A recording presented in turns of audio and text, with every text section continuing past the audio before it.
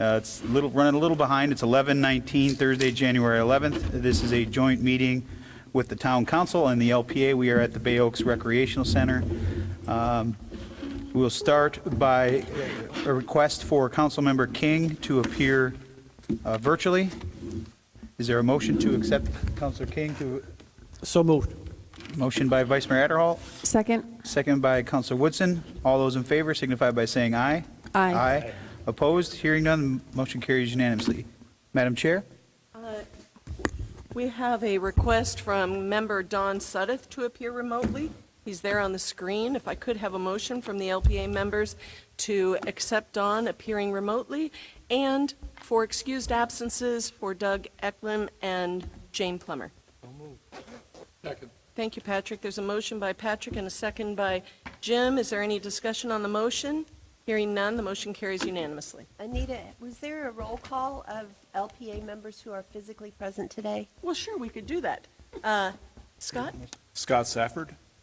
Tappan S. Owen. And Anita Saracita. We will also do a roll call. Mayor Allers? Vice Mayor Adderholt. Karen Woodson. John R. King. You have a quorum. We have a quorum. Our first Pledge of Allegiance. Please rise for the Pledge of Allegiance. Is there any board members? Watch the chorus. To the flag.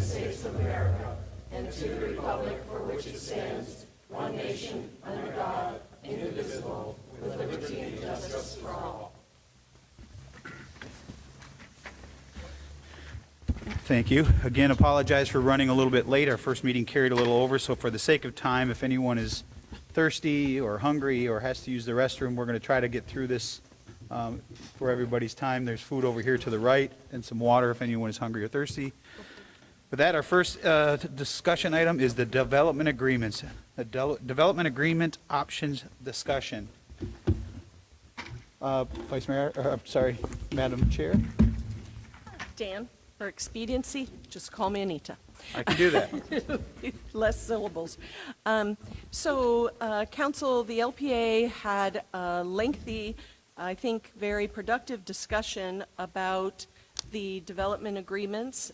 We went through it. There were, Patrick may remember better than I know that there was one suggestion about sunsetting this provision with Senate Bill or State Bills SB 250 because of the nature of this running very similar to the sentiment and incentives with SB 250. So we suggested that we sunset this provision, this development agreement with that. And maybe I'll turn it over to Patrick. He may remember another thing. That was the main one that I had listed. You remember anything else, Patrick? We did talk about sunsetting with the idea that, and I think we talked about SB 250, but we had said a year, and it could be reviewed at the end of the year and either extended or sunsetted at that time. We did also make it very clear that these options don't allow anybody to bifurcate the need for public hearings. So any petition would still have to be reviewed by staff and go to hearing, but the way the requirements would work, it would expedite and facilitate the process and be less costly for applicants. There was also some commentary about the burden that this would have on staff for review, because it will require that staff does things expeditiously. There were some comments also about, changing councils, changing staff. Right now, we have full faith in staff, the council, everyone seems to be on the same page. But what if you weren't? Would you like these provisions as much? But all in all, I think that that the work that Patrick and the attorney did on the actual proposal, and then the procedures, so if you look at the procedures for development agreements with deviations, These were formulated, Nancy, weren't these formulated by Becky? They were, and Becky Vos, she is on the phone and is available for any questions you may have concerning those procedures that are Anita? also in your packet. If we could, and you're very good at this, could we just set the table for the public that might be watching? This is a lot of, we're already going granular. Could you kind of explain what we're trying to accomplish, both these agreements? I'll do my best, and if I fail, Patrick, you jump in, because I didn't get this at all at first. I really didn't get it. I'm like, well, why? You know, Scott started a conversation, almost a year ago now, Scott, no? About smaller businesses, smaller properties that, that naturally the town wants to keep in place, encourage, help to the process for rebuilding, and the burdens, so I'll use the example of the Sea Gypsy because we constantly use that example. So you've got a little mom and pop hotel would have to go through the same sort of processes as Moss Marine, for example, a mammoth project. And we're trying to find a way in the same vein, the same spirit that we've done with the little cottages that we provided some relief to for rebuilding. How could we come up with a process that would help a smaller property, a less intense development? How could we help them move forward with an idea that, okay, I've got some faith in my project getting approved, or at least the staff likes this, and so now I can go to the LPA with some hope, and then the LPA has their say, and then we go to the council. So they still have those public requirements, like Patrick said, but that was at the heart of this, if I stated that well, did I? Yep, you did. Just to expand on that a little bit, and for people to understand, is the need for these small projects to go through a CPD, like a larger project that you've mentioned, is the need to get more density or more room. These older hotels, these little mom and pops were converted homes sometimes, or older buildings that were on the ground. And financially, people could at one point buy those, they could afford them, they could run them and make a living for their family. But with the cost of rebuilding right now, rebuilding 4 rooms at the price of construction today and the requirements today is not feasible. So that mandates that they go through a planned development if they're going to ask for more. And again, that request for more density or more units is a pretty extensive process for most people. In my mind, we don't necessarily want to do away with that in regular times. We don't want to do away with that for big projects, but we do want to help the small ones. That's at the heart of it. So then this proposal was worked on. It kind of breaks it down into the smallest of projects, a medium-sized development, and then, of course, a full-fledged CPD, which, you know, nothing essentially changes with that. It's big, it's cumbersome, it's a lot of heavy lifting. And then the town attorney worked on, okay, if this is the idea, if this is the policy, how do we implement it? And that's where the procedures came from. Thank you. Did that help? That's very helpful, thank you. Excuse me, just a moment. Can you all pull the mics closer? The Zoom participants are having a hard time hearing you. Can you hear us better now, John, Don? Oh, I don't think so. Yeah, it was just hard to make out some of the words when Patrick and others were speaking. Oh, okay. So, All right. may just be the part. Mr. Mayor and Anita, when it comes to the, If I could just interject for a second, if everybody could talk into the microphones, that would help. Patrick, I see you turning your face to address people, but it's hard for Don and I to hear. okay. When it comes to the meeting today, if we could clarify what we are seeking to do, because at the LPA meeting, we talked about the various options and moving this forward for further discussion, we didn't really get into the details of the regulations. And at least when I looked at some of the preliminary draft from the attorney, I had some questions, and there's some requirements in there that I thought we should look at and maybe refine. So I don't think we've done that as an LPA, really looked at specific language. So my thought today was more of getting with council and seeing if council is supportive of this, and then at some point, this would come back to us relatively quickly, hopefully, and we could get this approved through the proper process. That's right. What he said is accurate. Yeah. Okay, so I've got I think, in order to get to what you're saying, Patrick, I think let's discuss what you took so graciously the time to put in front of us to discuss. And I'm kind of with you, Anita, as far as still trying to understand exactly what we're trying to do here. As we've said many times, I think the process that we've put in place to allow people to build back what they couldn't do before the storm, we've been very consistent. And I have a few concerns with some of these things, not that I'm against or for either anything on here, but when I initially look at this, the very first one that I look at is that we're providing an opportunity to a group of people that we're not providing to everyone. And what I say by that is we're allowing the potential to add intensity and density to a smaller development versus a larger development by bifurcating a process of a CPD, which a larger development, to me, that doesn't seem fair. I think if you're going to do it for one, you need to do it for all, or don't do it at all. That's my opinion. And I'm not exactly sure how we get to speeding. How does it speed up the process? If it's, you don't have to go through the CPD. So I get, the two words that we hear a lot are cost and process. But we're not addressing the issue of cost or process.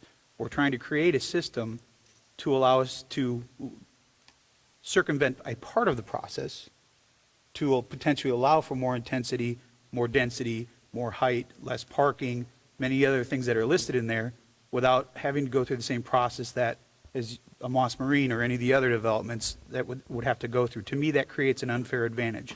I agree that we certainly want these businesses back, and we've been talking about this in the past, and we've heard that, you know, if we don't do something, these are going to go to a bigger developer. But there's nothing in here that protects the residents and the business owners of this island from that happening should this be granted.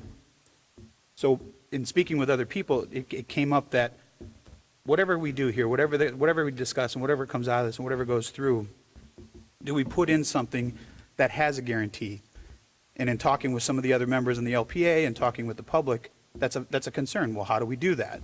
Is one of the ways to do that to say whatever comes out of this, whether it's what's written or what maybe it gets changed to or whatever the final product is, I don't like attaching it to a 1 year or to a Senate Bill 250, because what I've heard from the state is that's probably not going to go away. So to attach it to something that we don't know the end game on, to me, doesn't make a lot of sense.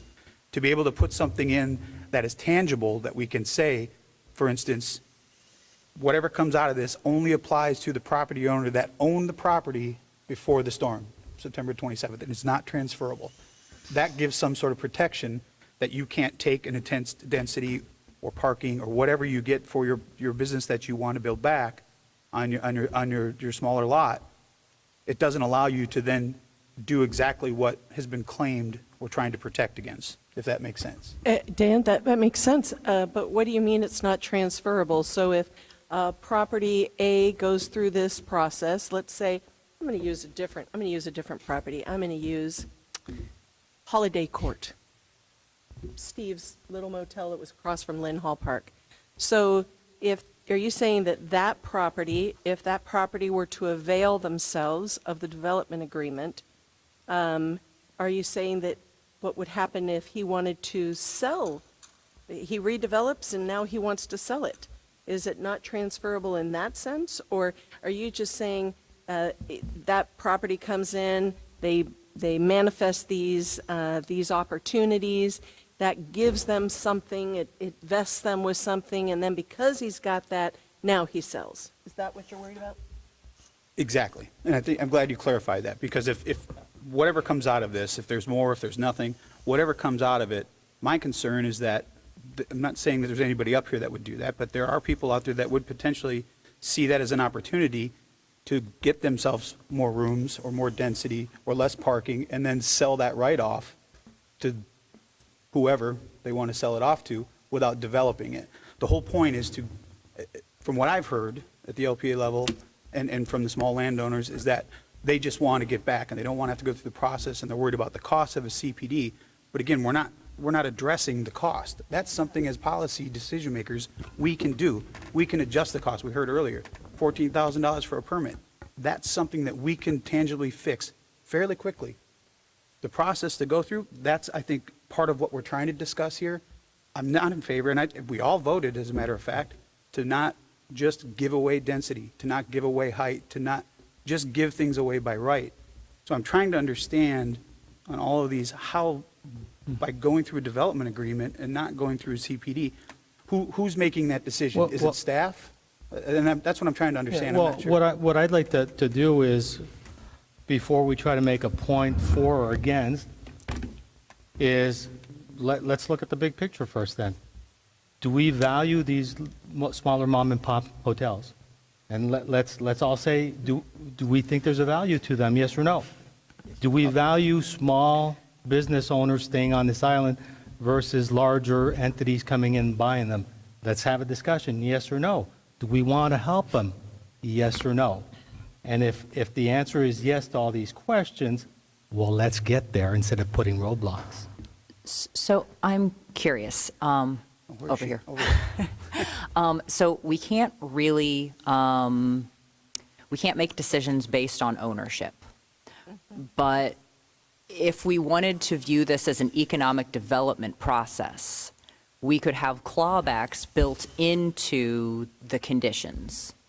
So that would not be necessarily giving them anything special up front, but maybe an incentive down the road, maybe something to do with impact fees, something. I'm not sure how this could be put together, but then if they chose to sell within a certain number of years, we could claw back that right, and that would be the cost of the new purchase. So we wouldn't Sarah, be. Wait, what do you mean by clawback? I mean, that's used as sort of like an economic development term, like we give them something. Yeah, let me give you an example from an economic development standpoint. So you give someone you give somebody a tax credit to create 300 jobs, and over the next 3 years, if they don't create those 300 jobs, you claw back that tax incentive. You mean you take it back? Take it back, yep. Yeah, and in this instance, that would just be cost of selling that business. Like if you chose to sell it to, Holiday Inn instead of keeping it as a local company, that could be part of the conditions in place. I'm not sure legally how that works, but I think that if we based it on an economic development sort of incentive as opposed to a zoning determination, because we really can't do that with zoning, but I think that there are ways that could be done. Just my suggestion. And I think on the cost side, we can definitely demonstrate that there are great savings for this. We can ask Ben, who's in the audience, or we can ask Mr. Torgerson, who's been through the process, and how much it cost them to go through the CPD process. And I can give you firsthand accounts of how much I charge clients to go through a CPD. And if we went through what is being proposed, where it's more of a site plan with identifying certain parameters, certain development standards, it's a fraction of the cost of what a CPD is.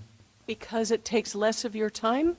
Yes, less of my time, and we have a lot of writing to do and narratives where we have to look at consistency with the comp plan, consistency with the land development code, write extensive narratives. Staff has to review those narratives. We discuss them. So if we make an assumption that there is a benefit to these small hotels, they create a certain character that we like and that we want to support. If we take that assumption, we also have to make an assumption up front that if we say you can avail yourself of that process if you don't exceed X amount of units, and we just make the assumption that, let's say, 30 units or under, any potential impacts from that type of development, we're okay with that. Then you don't have to go through this whole analysis of the impacts generated from that given project. We just make that blanket assumption. And then when it comes to being fair and treating everybody the same, Sadly, we don't do that. That's just not the way a code works. Every property is different. We treat waterfront owners different than non-waterfront owners. We deal with projects of different sizes differently. So the code and the way land use works is not equal to everybody, and creating distinctions for a certain group of people when it's consistent with what we want to achieve as a town is perfectly all right. Patrick, I had a question asked to me a few days ago. What about other commercial type of properties? Did we ask that at the last, I think Yes. maybe it was you. That Yeah. would be option 2. So option 2 was a site plan with deviation. And the perfect example for that would be, for example, the beach whale that came forward with multiple variances. And if we would have had this site plan with deviations, instead of taking each variance, taking the 5 criteria that we have to address individually, staff has to review, they could have just produced a site plan and shown where the deviations were and written a broad justification explaining we did our best to maximize the site and to reduce the nonconformities as best we could. And we think it's a great design. And if everybody is in agreement with that, you can approve it and support it. And it streamlines the process, it reduces the cost, and it does make it easier. I think you were asking me direct questions, so I will reply. All your questions that you asked about building back and getting people, yes, we all agree with that. My concern is the process and how we get there. I certainly want to make it easier, not just for the small landowners, but for the larger landowners. If you look out here, look who's sitting out here. My problem is, how do we create a policy that isn't in place before the storm? How do we create a policy that isn't fair to everyone? And I understand your point about codes aren't always fair. I understand that. But I think we can also agree that cost is relative. Whether I'm building a 5,000 square foot house or I'm building a 50,000 square foot building, cost is cost. The cost of labor is the cost of labor. The time takes much longer, obviously, to build a 5,000 square foot house than it does a 50,000 square foot building, depending on what's in it. But cost is cost. I think process is what we need to talk about. The concern that I have is, and not, maybe this is where I don't understand, and Sarah, you can help me. Let's say, for instance, property A comes into staff and says, we had 10 units, now we want 30 units because that's the cost of building and that's what we need to make the numbers work. Staff looks at it and says, well, in order to achieve that, you're going to have to build all the way up to the property lines, you're going to have to eliminate parking, you're going to have to do all of these things to meet that. We support it. Even though the code says we shouldn't, we support it. Now it comes to council, whoever the council is at the time. And all the council members sit up there and say, this is ridiculous, we don't support it. What time did we save? What money did we save? And that's what I'm trying to understand, is how do you get from a staff that knows the codes better than probably any of us, except for maybe Pat, or except for maybe you, Pat, but everybody, that's what you're hired to do. And let's say you go through the development agreement and you ask for all those things that I just said, and the staff says, no way, we are not going to support this. You still get to be able to come before council, whoever the council is at the time, and ask to achieve what you want to achieve, even though staff didn't. So that process is still there, right? So I'm having a hard time understanding how, are we empowering then staff to make policy decisions to give you the yay or nay that you need to be able to move forward without going through the CPD process? Dan, one of the things that we did talk about at the LPA meeting when we went through this at first was that anything before it gets to council, it doesn't guarantee the property owner Right. anything. So they can talk to the staff says, oh, we think this is fabulous. Comes to the LPA says, we think this is fabulous. It goes to the council says, this is horrible. The applicant has availed themselves of a process. The process failed them, or it wasn't fruitful. Let me just say it that way.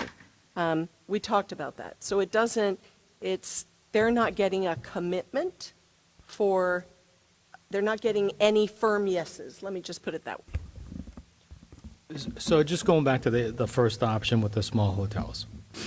So we do have parameters there.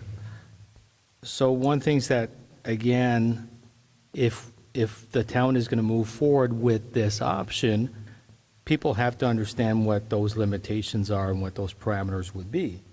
So for example, in there, we say that someone could not request more than 3 stories above baseline elevation.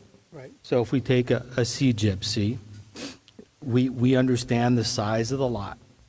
We also said that they can't be less than 5-foot setbacks, and they have to be able to park under the building and demonstrate that they're going to have at least 1 parking space per unit, okay? So understanding those parameters, yes, they're going to try to get the box as big as possible and fit as many units, but they can't get unlimited units because the box is only so big. And we know that given that lot, you put a box that is maxing out the development footprint and has to create parking, we kind of know what it's going to look like. The only thing is, what architectural details are they going to put on there? And so the more I read through it, the more we talk about hotels, but there's no mention, if this is truly about small business, why are we'll just use the T-shirt shop, right across the street from, right next to Mom's, right across the street from Mom's.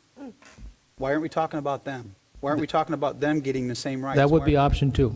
Why aren't we talking, but why do we need all these options? I guess is what I'm trying to get at. Why can't we, if it's truly a small business issue, let's talk about small businesses. If we want to talk about small land issues, let's talk about small land issues. Now, they do sometimes overlap, but what is the need to have more conditions? To me, it just reeks that we're making changes to make changes to fit a very small group. Now, I agree with you, codes are completely different, but are we doing that for people that live, they're coming through the variance process to have to build houses back that they couldn't build before? So are we going to allow them now to not have to go through the variance process and just build it back because their lot doesn't fit a normal size house? We just had one the other day. I mean, fair has got to be fair to a certain point. So I can address that, no problem, okay? So the reason there's 3 options is the first option allows you to ask for more density, more rooms, okay? A small business owner like a hardware store does not need more density. We've already talked about FAR. FAR is sufficient for most people to build on this island and build something that is adequate.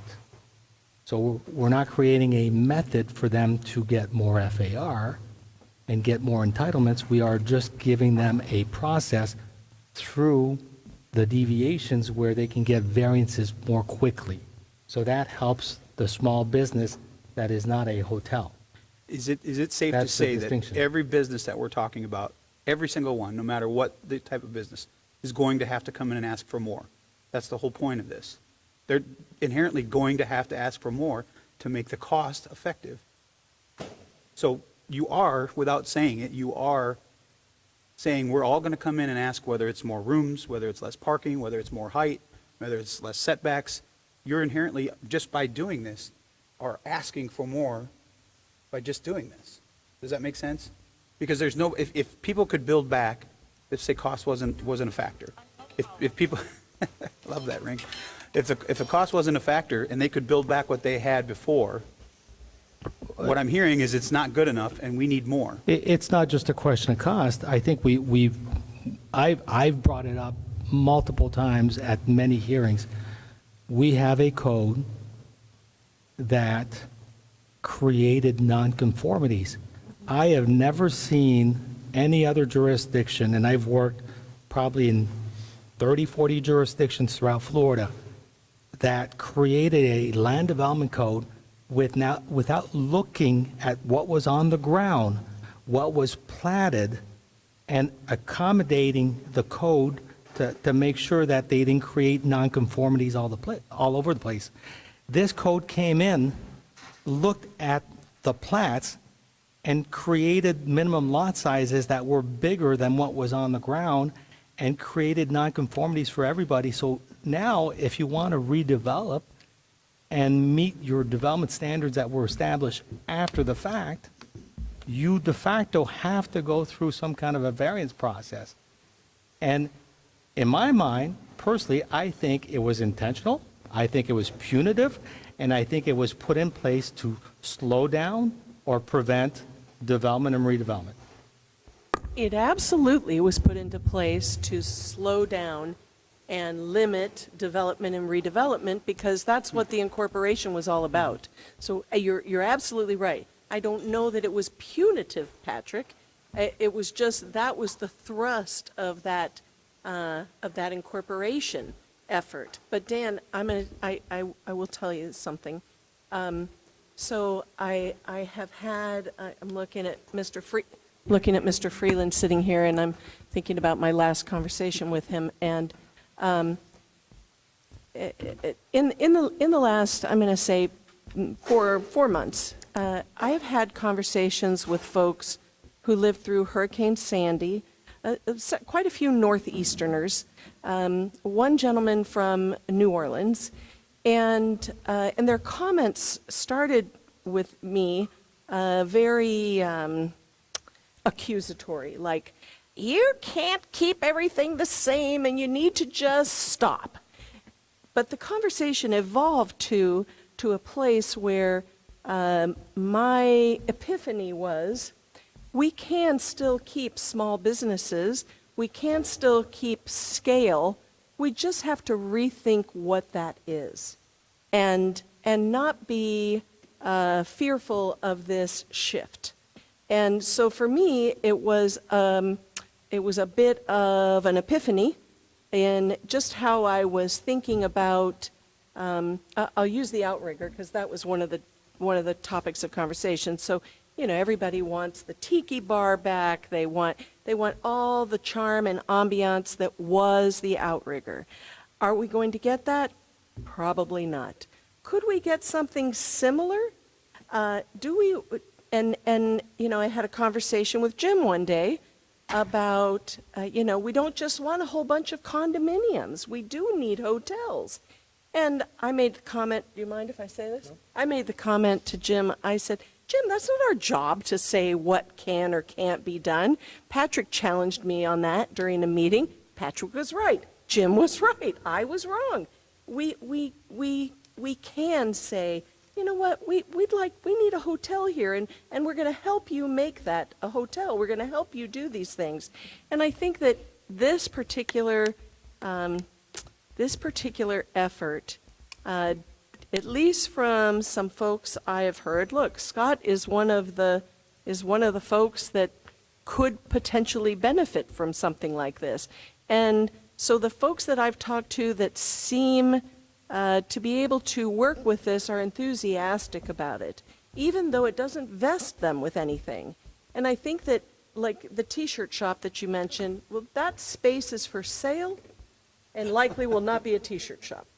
But somebody who's redeveloping a property that was a hotel or was whatever, I think this is just putting another tool in the toolbox. And you and I have talked many times about this. I didn't get this at all. It's like, and I still don't understand how this saves somebody time or money. I still don't understand that, and I think we need to talk about that at some point. Because how does it save someone time and or money, which are huge elements in these types of processes? And I guess that's my biggest hangup. I'm not saying I'm not for everything on here, but I'm not against everything on here. I'm just trying to get it to a point where people understand why you're doing. You had mentioned that T-shirt shop's already for sale. As I said at the beginning, someone goes through this process, they talk with staff, even though it's against every code we have, staff says, yep, we'll give it our blessing. Then it goes to town council. The town council says, yep, you had 10 rooms, now you can have 30, based on the numbers you have here. You can't go over 30. You can have 30 rooms now, and you can be 3 stories above base flood elevation, again, which goes against our current code. Now they decide this land is now not a $100,000 lot, it's $1 million lot, and I now have the building rights to do it. What safeguard do our residents have and our business owners that have invested in the island? What safeguards do they have that what we've been trying to protect and what we've been trying to allow doesn't just get sold off to the next person that buys a lot next to it?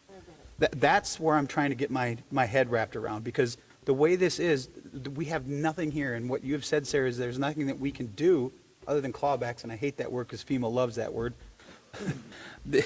Other than, that's what I've been trying to get at, and Scott and I have spoken about this, is how do you, and I don't want to speak for Scott, but I think we're both in agreement, how do we ensure what we're trying to do doesn't negate what started the point of us trying to do what we're trying to do?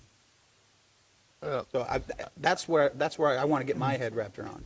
And I think that's a question for the town attorney, but there are legal mechanisms that you can put in place. A developer agreement is a legal contract with a specific entity. So that contract can contain limitations, conditions. Every development agreement is a little different. And that, my understanding is, yes, there are conditions that can put it, and safeguards that can be put in there, but that's really a legal issue, and that maybe we can get Becky, some feedback from Or Nancy, Nancy. whomever. Becky, did you want to take that question, or would you like me to try? Yeah, why don't you try, Nancy? It's a little broken up. So the comment was made that there is flexibility for the governing board and the LPA to consider terms and conditions within a development agreement on a case-by-case basis. And I believe that, yes, there is the opportunity for additional flexibility. There are basically two types of development agreements. One is the statutory development agreement, but you also have home rule authority still to do a little bit more in a different agreement. And one term that I have seen quite frequently is an expiration period. And development agreements are for very unique projects, and the town, the city is giving away a little bit more in that, in implementing that flexibility. So generally, those type of agreements, in my experience, have been used for projects that are pretty much ready to go and are going to happen. They can be very large, they can be very small, but there's a certain understanding and a degree of certainty as to what's going to transpire. This is the time frame. This is what the developer needs and the town is willing to give. So it's somewhat of a negotiated process. Becky, did you want to add to that? I think you hit all the points. Really good, Nancy. Okay. And I'm trying to think ahead. So that's one part of the issue that I have. The other issue I have is how does this then, if, we'll just use you, Anita, because you just recently went through it, the variance process and your fence and all of that. If I'm you, well, why can't I come in and say, I just want to put my fence back. I want to do a development agreement with the town, avoid the $2,500 I had to pay, $2,800 I had to pay to be able to do a development agreement to get my fence back. So is everybody going to do this now, whether you're a homeowner or are we doing it just specifically So for the that would small? be option number two if you had multiple variances. And I think that the intent is again, we're looking at someone coming in and needing potentially 3-4 variances. And I've brought it up, I don't think we should be, so if it's multiple variances associated with one structure, again, I don't think it should be 4 separate fees and 4 separate applications like we've been doing. I agree with that. I can see where maybe it's a little more than just a simple one variance. But this would allow people to, again, just show their homes, show their setbacks everywhere, and write a little narrative of this is the best orientation for my home, and here's why it makes sense. And then these are all associated with that one structure, and I'm asking for this because I believe it's good design and it's appropriate. Nice and simple. Staff can evaluate it. It still goes to hearing, but it is a lot simpler. If you look at all the variances that have come before you, a lot of times, if you were to ask staff recommends denial because Sure. when it comes to the strict application of the law, they feel they can't recommend a yes. But Are they against it? A lot of times, they probably say no, they're not against it. It's the strict application of the law. So now we're looking at providing a little more flexibility. I'm not happy when all these variances come before us. They make logical sense. We have a staff recommendation for denial, and then we just unanimously approve them. And I'm like, there's a problem with the system here. We've got to fix the system. So So how that's does, the how intent. does this change that? How does this change what you A just laid out? deviation doesn't have to, the rules they apply to evaluate a deviation versus a variance are completely different. So without changing the code, It's another process that people can avail themselves of. so let me ask, this dovetails into my next question then, that ties into this. What if it's every variance? I need a front, both sides, rear, height, parking. I need all these variances to make this project work. Every single one. Does that, but I can do a development agreement, not have to go through a CPD. What if we said you have a maximum amount of variances that allow you to fall within this development agreement so that we don't have everyone, just throwing ideas out there. So if I need to come in for parking, all 4 setbacks, that's 5, then I need height. I mean, you could keep going. What if I need all of these setbacks? How does it, if I only need 1, we talked about 1 for a fence, but now I need 6, 7, or 8, can we put a cap on it? We could. To help, I mean, Yeah. if someone, as much as we want to try to save everybody, the hurricane made it so that we can't. There are people that we lost on this island that had to move off the island because we couldn't help them, whether it be financially, whether it be their lots, whatever the reason was, we just couldn't save everybody. We want to, but we can't. I just want to make sure that we're not doing so much one way that a year from now, 2 years from now, the decisions that we make or through this discussion and ultimately policy decisions have a very, very bad effect, 2 years, 3 years, 4 years down the road. Maybe what I recommend you, the way I would look at this, okay, and I would hope people would look at this is, A, it's interim, okay? So we are only doing this because of the hurricane. And if not for the hurricane and the circumstances we're in, we would not be doing this, and that's why there's a sunset, okay? And by going through a hearing process, if the request is unreasonable, you can still say no. Sure. So the fact that it's streamlined does not take away our ability to evaluate this and say, yes, we support this, or no, we don't. Why make someone go through a CPD if they can achieve the same thing? Using your example, all 4 sides, they want a variance, and they want a reduction in parking, okay? We can say, you know, owner of the whale, go through CPD, it's going to take you this much time, and it's going to cost you a lot of money, but we can achieve the same thing. We know what you're asking for, we can see it, and we can achieve it in half the time and half the cost. Why not do that? Can they? You That's can, what I'm asking you could Sarah. still, and you still apply your ability to discern, this is something that is reasonable, something I want to support, or it's something where it doesn't make sense. Again, and I'm not trying to, as much as it sounds like I'm trying to be devil's advocate, and I'm not trying to kill this, I'm trying to figure out a path forward to be able to make it work. How can we make the process work? And I'm not hearing how this helps staff at all. Whether you're reviewing a development agreement, you're still going to look at the same codes that you would through a CPD, correct? How is this streamlining anything for staff? I'm trying to figure that out, because to me, it doesn't make sense.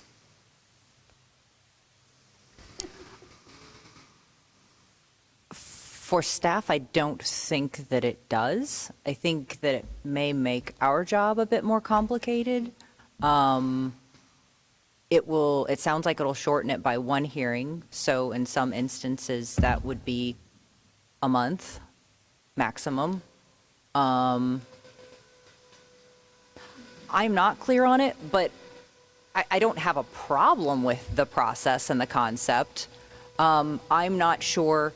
So I guess on my side, I know how it would look from our side on the process. I mean, you can do a comparison between the Whale and the 1301 Estero 711. right across the street from each other. One chose to do variances, one chose to do a CPD. I would say there's about the same amount of in preparation for the meetings, back and forth submittals, changes, meetings, phone calls to get the plans where they needed to be. Then the Whale went to one LPA, one town council. The 1301 Estero is going to go to one LPA and two town councils. So a comparison between those two different processes, there's not a lot, but I can't speak to how this might work differently. It seems fairly similar, but with the concept of requiring fewer, maybe less. To me, it's looking like a development agreement is kind of what some people are doing. They're coming in and having a pre-application meeting or CPD meeting, whatever, with staff saying, here's what we're looking at doing, whether it's a napkin sketch. They haven't spent a lot of money, but they're coming in, that's a relative term, but they're coming in and saying, here's what we're looking at doing. What roadblocks are we going to run into? That's what I've been seeing over the last few months. People are coming in saying, here's what we're thinking about doing, and staff has said, yes, no, no, yes, yes, no. Is essentially what we're doing already a development agreement without calling it a development agreement? Well, it's not a development agreement because a development agreement really is a legal document. It's a contract between the town. Attorneys have to get involved, and then it's an agreement saying the developer's going to do this and the town's going to agree to this. But so for instance, we met with an applicant yesterday about a hotel site. And, it was an existing hotel. They're looking at what they can do back. They met with us. It was their engineer and their architect, and they showed us what they were looking at. And then we said, okay, well, those aren't the setbacks, and the building's taller than it's allowed to be, and you're adding a room. And, we said, so you'd need a special exception, you'd need a variance, you'd need a variance, you'd need this. We went through the list of things that they'd have to do. And they said, okay, sounds like a CPD. So that gives us some ideas. And they said, well, we'll get back in touch once we've worked through these situations. So I think I don't fully understand it, but I know that CPDs are viewed as a very arduous process, and in some instances they need to be.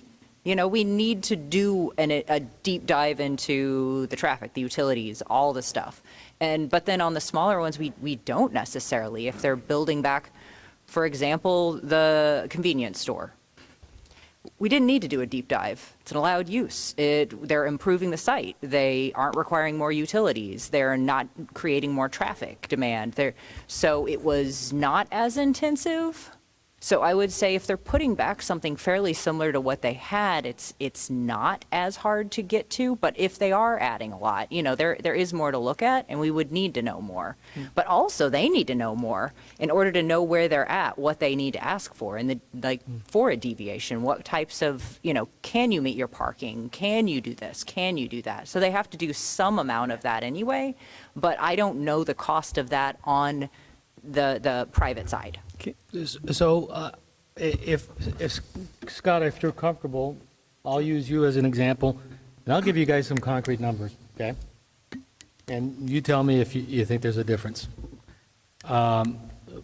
Scott asked me if he were to go through a CPD and hire my firm and what they would have to do. So I explained that, yes, you hire us. You would need a transportation consultant. You would most likely need a landscape architect because the amount of detail we're putting, and we want to show those pretty pictures. Your site, and he's lucky from the standpoint of there's nothing there, so he doesn't have to hire an ecologist, but bigger sites, you have to hire an ecologist. And what I explained to him, and I explained to a lot of people that call us, sometimes they have a 5-acre property and they're like, it's zoned ag, I want it to be residential, just want to put a single-family home. But it's a rezone. What I tell them is, it's like making a batch of cookie, okay? It's all the same ingredients for a small batch of cookie or a big batch of cookies. And it's the exact same process. Take the flour out, crack the eggs. Making the big batch might take you just a little more time, but it's the same process. It's as time consuming. It's almost the same effort. So personally, as a consultant, I'm going to charge you about the same price. Otherwise, if I look at the size of your project and I discount it for your size, I'm losing money. So I tell them, folks, I hate to tell you this, but the zoning aspect of it, the zoning consultant is probably going to cost you, depending on what your project is, probably in the $30,000 to $50,000 range.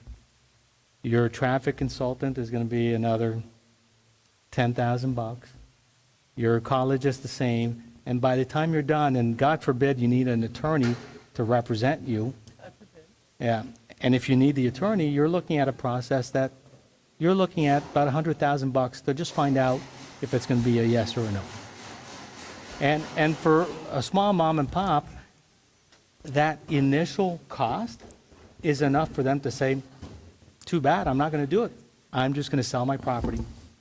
But if we have a process like this, and we could do a little site plan, very basic, with just the parameters, they can probably get in there about $20,000. Can I, before, Oh, real go ahead, quick, please. what's stopping you from doing that now for free, meeting with staff like many others have done over the last few months? What's stopping you from doing that? What do you mean, meeting for free? Well, if you're writing up, Look at the indignant look. well, no, if you're going to just take a piece of paper, no, but I mean, if, No, but well, I again, don't as know. I said at the beginning, we keep coming back. No, it wasn't directed at my effort whatsoever. Yeah, again, we're talking about. But I so- don't understand. Hold on, let me finish, please. Yeah. Again, we're back to what I said at the beginning. Yeah. The very first thing that we hear all the time, cost, cost, Yeah. cost, cost, cost. Cost we can control. What things cost to go through the process, we can control on our end. We can't control your costs. Yeah, that's it. But what my question is what's stopping, since we're all using Scott, what's stopping Scott from drawing on here or having someone do a drawing for him and saying, Sarah, I want to sit down with you and I want to sit down with Joe. the He building can't go through that process. That process doesn't exist. He went to, What do you mean he's it already doesn't talked to exist? them. No. You could go and sit down and talk to her anytime you want. And what's she going to say? She's going to say, for you to get more rooms, you need to go through CPD. And here are the requirements of a CPD. TIS, architectural renderings, zoning analysis. Those are the requirements. So he cannot get from point A to point B without the CPD. That's my point. If we give him that process, for sure. And I've told him, you may not even need to hire me. You might be able to just do a schematic yourself. That's where I want to get him to. If you don't think my wife's been down at town hall already talking about this, you know her. I mean, we're, I mean, it's scalability, Dan. I mean, for me to get a traffic study of potentially 8 to 10 rooms, it's ridiculous. It's going to be $20,000. It's just the cost and the time.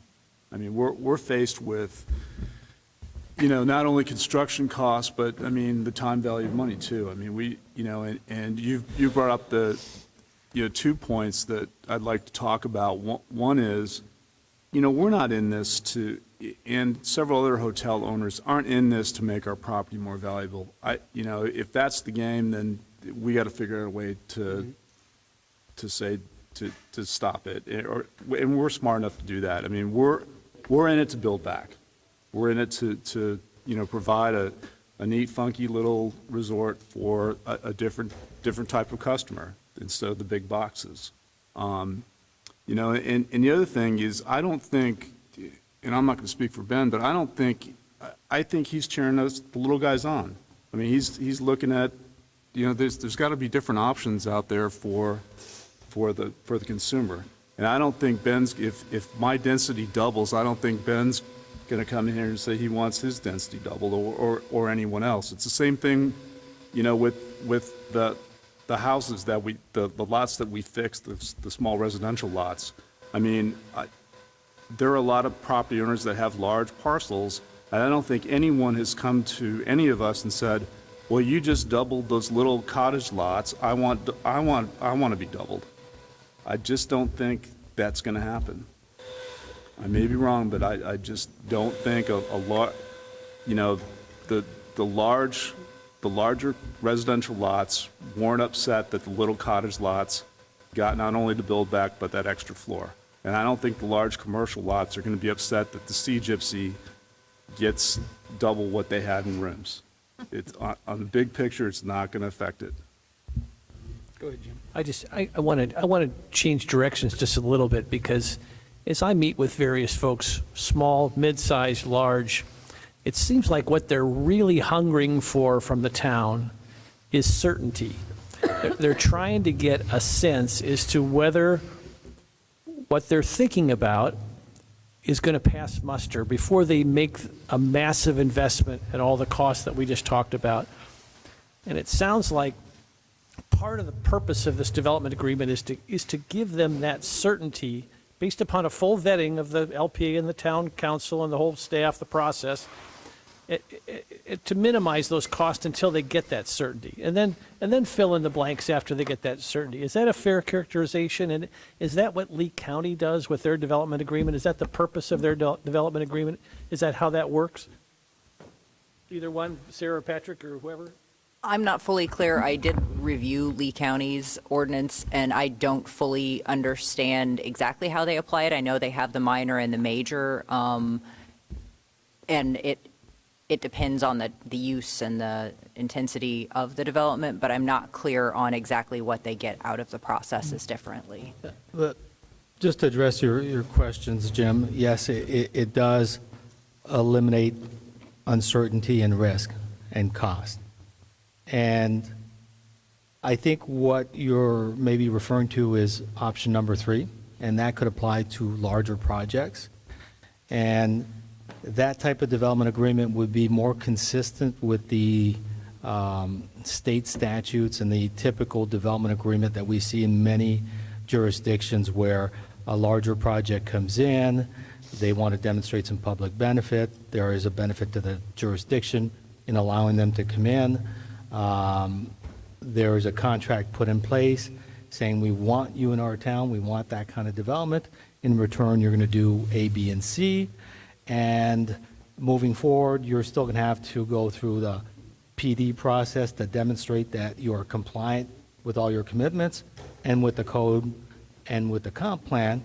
But the risk and uncertainty is taken off the table early in the process, and people can move on confident that if they're going to invest a ton of time and money, it's worth their while.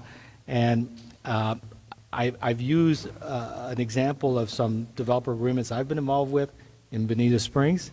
I've got Mr. John Delmer down there, who, if John doesn't mind, maybe he can give you a little background. But again, 2 sections of land at the end of Bonita Beach Road.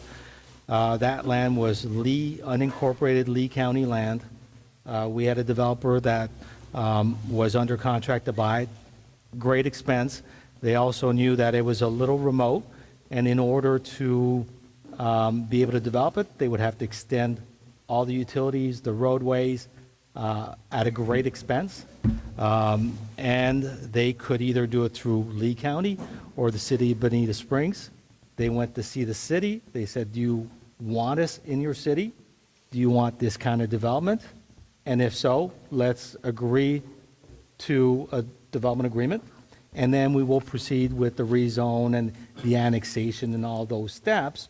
But at least the developer was confident that if he was going to spend that much money, it was going to be fruitful. To me, that seems like a symbiotic relationship between the public entity and the private entity, and that they get that certainty early in the process, but we don't cede any of our rights. We don't cede any of our authority to make the ultimate decision, but we also give them certainty before they make a significant investment. And that seems like a reasonable, mutually beneficial relationship. And I'm not sure I see a downside to that. Am I missing the downside on that? To Sarah or anybody wants to, where's the downside to that?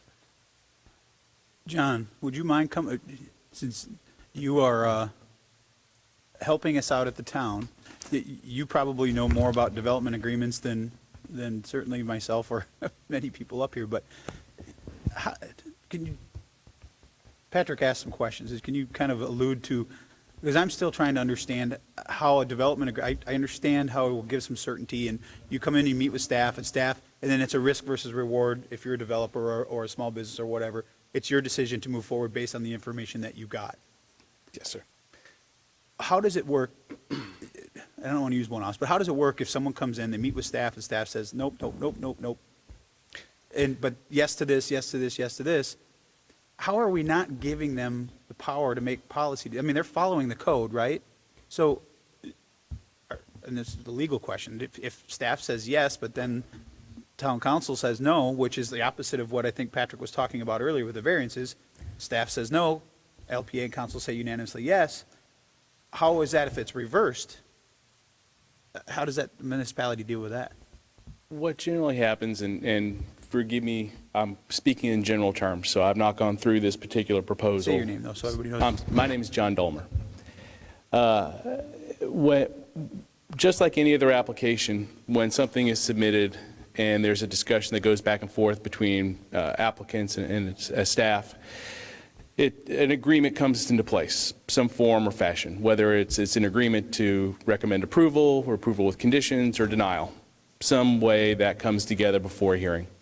And that recommendation is then presented both to advisory boards and to councils for final decisions.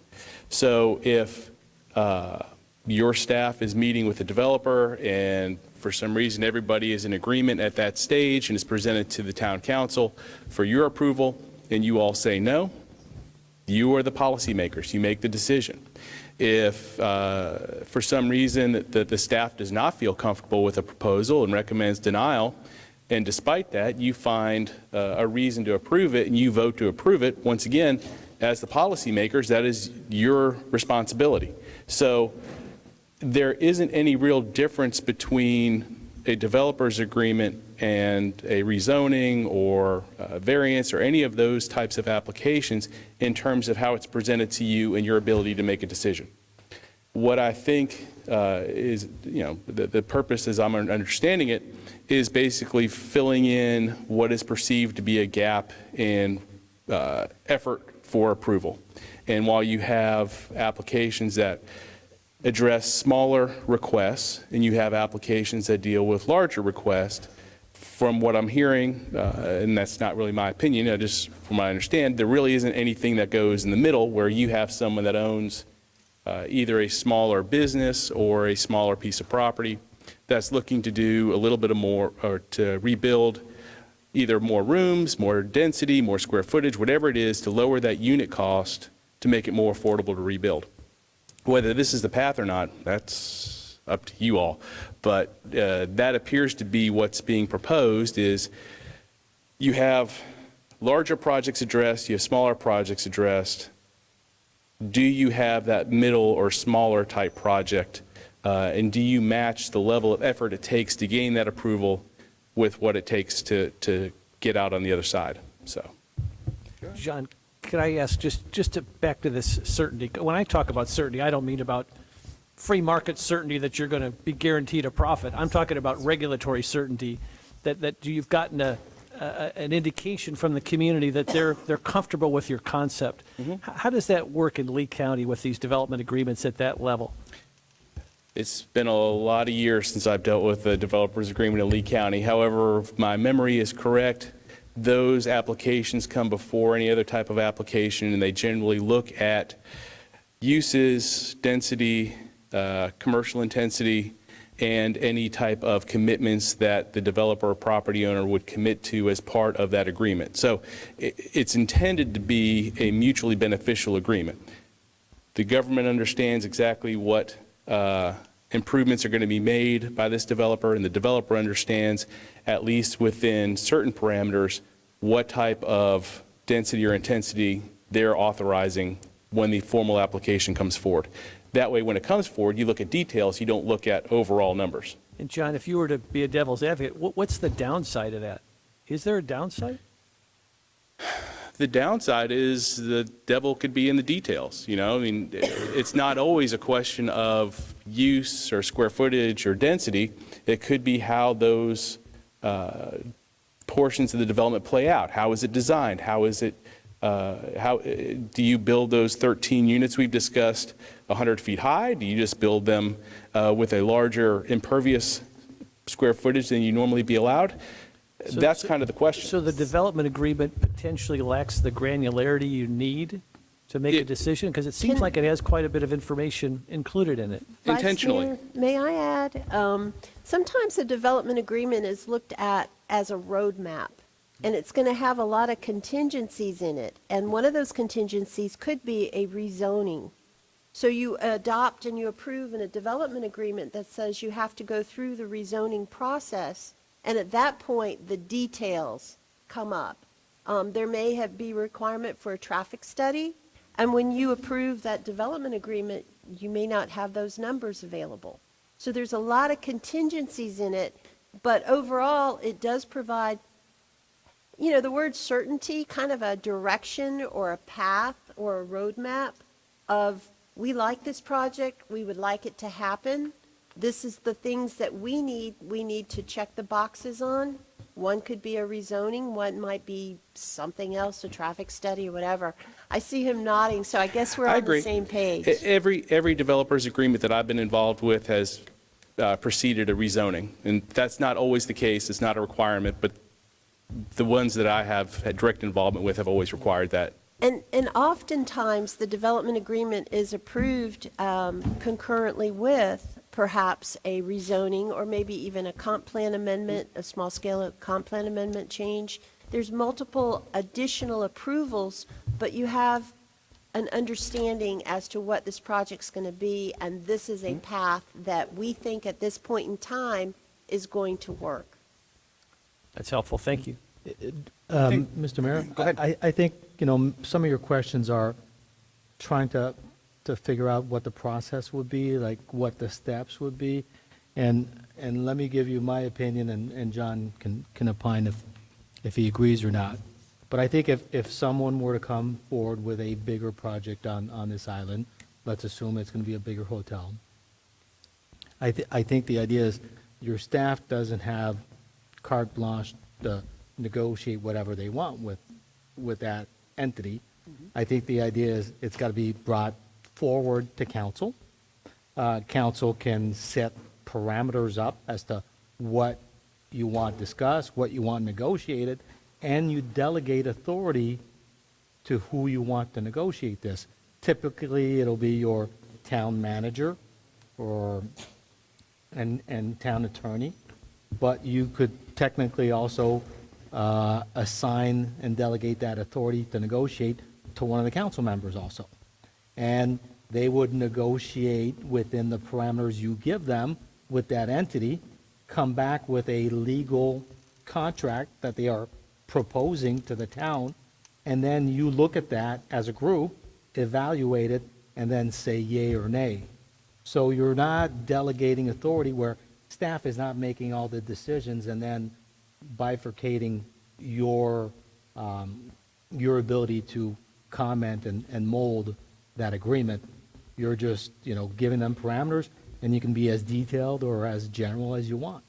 If in our case, the town wants to be very detailed, and the town manager wants that, those bumper rails to know exactly where he can negotiate, you guys can establish that at the very beginning or leave it broader, either way. John, does that make sense? It does. I don't know, maybe we've been doing this long enough. I think I've realized there's really no such thing as good or bad policy. It goes to, does the outcome reflect what you all want? And you can do that in a number of ways. This just happens to be one that's being suggested today. And whether you all look at this as the answer to address that question is really up to you. But Well, I will say I understand it a little bit more. Roadmap was a good way to say it, and I could see how you could potentially save some steps in making a decision without outlaying all the capital to go through the CPD process. But I'm still concerned with, where is that cap when it comes to, if I have to ask for 6, 7 different things, through a development agreement, how do we get to the point, I would feel more comfortable with it saying, for the sake of time, if we're trying to save time, if you've got to come in and ask for X amount of variances or deviations from our land development code, the development agreement is not the way you have to go. You have, because of the time it's going to take staff to have to review it. And I guess that's what I'm trying to get at, is to help the process and say, I just don't want everyone to be able to come in and say, I've got 8 different things that I need to deviate from the code from, and I want to do it through development agreement, and depending on what council or what staff you have at the time will depend on whether or not that makes it through that process. And as part of this, you could always outline what's allowable for discussion and what's not allowable for discussion. You put parameters on either numbers or percentages. I've seen it done a number of ways. You can, if you were not deviating more than 10% from the code or 15% from the code, you can keep it under a developer's agreement. If you exceed that, it needs to go under a plan development. Or you could keep it under units. It's really whatever you all are looking for in terms of policy. So are there more important things, like you were saying, if you come in and you're asking for 6 variances, whatever they may be, setbacks, right-of-ways, whatever. Are there things like density? Because density seems to be the big hot button. We don't want any more density. We can't afford any more density. Are there certain variances that are more acceptable than other variances? And if you have to go for more density or whatever it may be, does that automatically put you in a different category as opposed to, and is height included in that? Or, I mean, I'm just asking, are some variances more acceptable to us as a town versus others? I'm glad you brought that up, because if you just real quick, Patrick. If the town was to say, and I brought this up to someone, I won't say who I brought it up to, but if the town was to say, building owner A, we'll look the other way on side setbacks, front rear setbacks, height, parking, everything, but you only get back exactly what you had, would you do it? And the answer was no. Yeah, that's right. So that's what brings me to this, where do we put the cap on it? So what does that lead you to? That leads you to density and intensity. Those 2 things are going to be asked. Let's not be naive here. We all know that's what's coming. So if we want to really talk about streamlining the process where they're going to be asking for an intensity and density, maybe they don't need the setbacks in some, maybe they don't need them here. But if you're going to come and ask for all of the setbacks and all of these variances, oh, and by the way, we need height and we need intensity and density. Well, we'll just say density. What are we're really just saying, you don't have to do the CPD process, we're going to let you do it through the development agreement. Still has to go through the process, I get it. LPA has to look at it. But I don't want to create false hope, because what are you saving? If the intent is to save time and process, if someone comes in with all these asks and then they get the development agreement and it moves over and then the LPA at the time or the council at the time says absolutely not, what did you really gain or what did you really save? And let me try to answer that. And that's why when I presented this, I created 3 options to address some of those issues that you're talking about.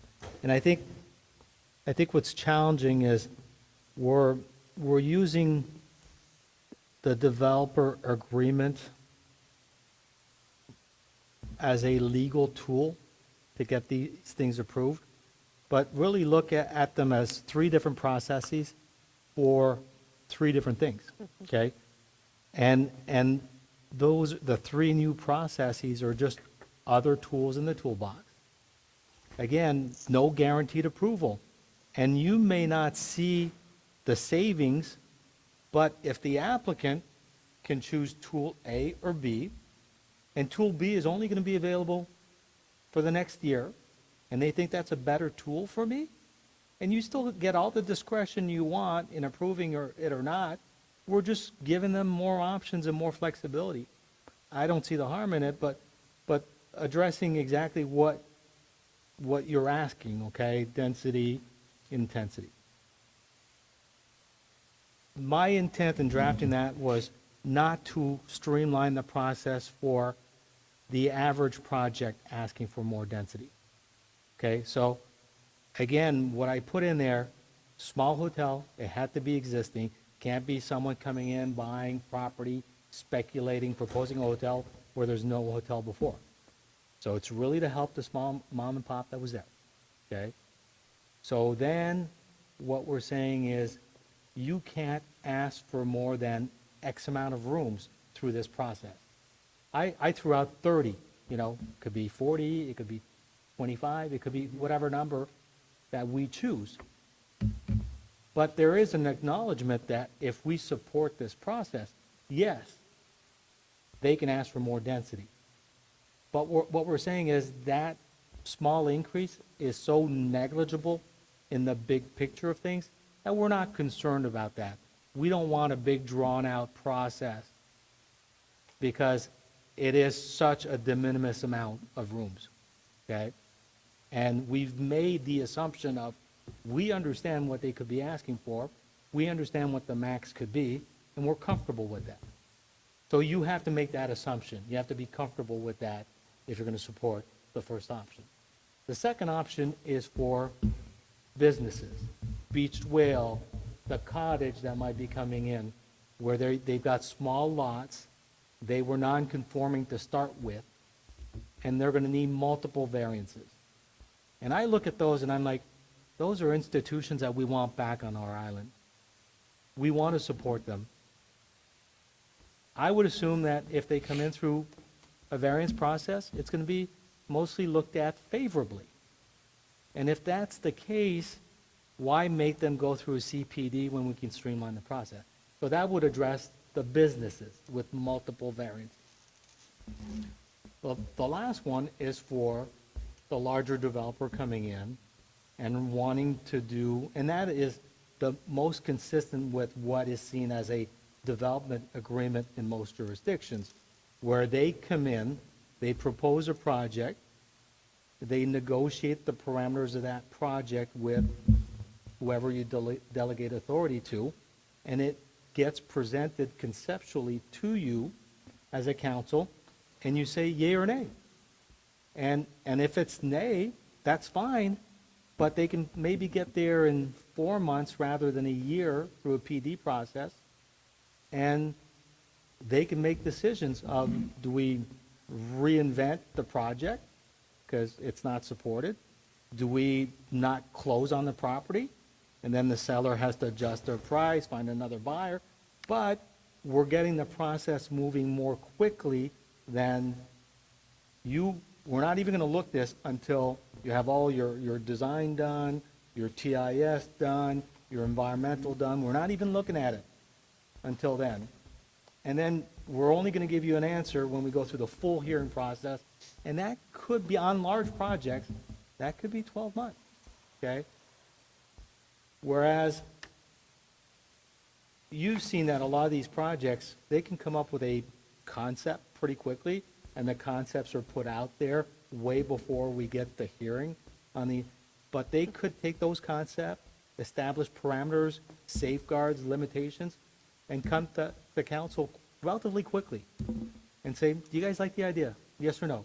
If it's a no, drawing board, or we move on and we go invest somewhere else. That's the idea. So I think the three options look at different types of projects. But if you do want more density or intensity, you're still going to have to request it. The only folks that really get a bit of a break on it are the small mom and pop hotels. And that's, I'm willing to acknowledge that yes, we are simplifying it for them to be able to get more units, more lodging units. And we're making an exception because the thought is we'd be making an exception because of the circumstances, because we like that product, because we think it adds a certain character to the island. And definitely there's an acknowledgement that you're making it easier for them to get more density. But I Karen? think that's acceptable to me. Karen, I wanted to answer your question directly. I think there are variances that are more palatable to the public and historically to LPA members and council. side setbacks, for example, depending on where the property is, depending on the location, but setbacks seem to be something that, it's an easy conversation. As opposed to height, not an easy conversation. Density, not an easy conversation. It's subjective, height is relative again. But so I think that the answer to your question is, yes, there are some that are easier to deal with than others. You've seen it already, just in the course of your time on the LPA and the council, what's easier to talk about. So I think that that's yes. But I'd like to use the beached whale and the 7-Eleven as a good comparison in my mind. It would have been, I thought that the 7-Eleven presentation yesterday, or 1300, they didn't call it 7-Eleven, I thought it was fantastic. It was visual, you saw what they were going to do, it was the narrative was excellent, it was a very clear roadmap. I'm going to use that because, Nancy, that's a really good word to think about. It's a very clear roadmap to what their project is going to be, and that benefits us. It certainly benefits the public. The beached whale, no criticism to the beached whale, was very, very scattered. And had the beached whale had this project, this process to avail themselves to, we would have had visuals, we would have had site plans, we would have had something more to look at it holistically as opposed to, overthinking the parking or looking at each individual variance and then the process of those approvals being difficult, that threshold to meet, when we all knew we wanted the beached whale to come back. And it would have been an easier path forward, at least I think, had they availed themselves of a process like this. So. I would just add to that, that's well said, and I think the option one, I think basically, Patrick, you're being very transparent about it. It's a concession because we've deemed these mom and pops a public benefit to the town to have them restored. And again, I think the other piece that a small entity like that could offer is some something architecturally interesting. That in and of itself is particularly paired with a mom and pop. I think the public has basically said that that's a public benefit. So I think in return for that public benefit, we're offering a modest concession to allow them to rebuild. But that seems to be, we're incenting that, and we're incenting their rebuilding through this process. So, and we're doing that because we deem the rebuilding of these entities a public benefit. So that seems like a healthy exchange. Jim, I just want to I don't disagree with you, and you've been doing this long enough, and you've read enough emails like I have. Do you think the same people that you were referring to would be okay if they said, pick whatever business you want, we're going to grant them a concession that they can have double or triple the density that they had before the storm? Do you think they would still be in favor of allowing this process? That's a good question, and I think your other point, I think, is very well taken, and I agree with you on, in terms of if we offer this concession, we have to work with our town attorney to bind it to that entity that existed before the storm. It can't just be some speculative tool to flip properties and make money, and I don't think that's the intention of the folks presenting it, but there may be somebody out there who might exploit that. But I do think that's an important protection. But to your point, to your question, I think that we can put some parameters in this to limit the amount of concession that could be given. And that's what I'm trying to get at. Yeah, That's fair. what I'm trying to get at. I just don't want an open checkbook, so to Yeah, speak, no, I get it. for someone to be able to, well, I've got a development agreement that says I had 10 rooms, now I get 30 rooms.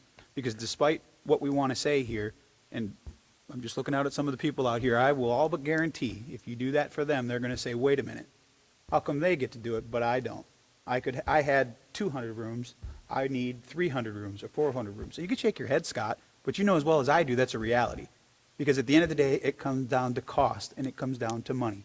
So I'm trying to look at what we're going to be dealing with 2, 3, 4, 5 years, 6 months from now, if we don't make sure that we get this right. Because if we don't get it right, the repercussions are going to be huge. And it's going to be legal, and it's going to be everything in between. And that's where my pause comes. I'm not against the development agreements, and I'm not a legal expert, and I'm not a building official. No, not either. How do we make sure Because if I'm, and I'm just going to use myself as an example, if I own a small piece of property and I own a large piece of property, and I come in and I get this to be able to do on this small piece of property, well, how come I can't do it here? You let me do it here. And what is the argument from a town council and LPA and a policy decision maker standpoint? How can I say they could do it, but they can't? What does it matter if they have more money than they do? I mean, and that's, how do you make decisions based on economics? It's very hard for me to wrap my head around. But again, I want to say I'm not against development agreements, but I want to make sure that we get it right. And I don't care if we got to discuss this 58 times to get it right, as best we can. That's the sarcasm, but I think you get my point. And I think we're all trying to say the same thing.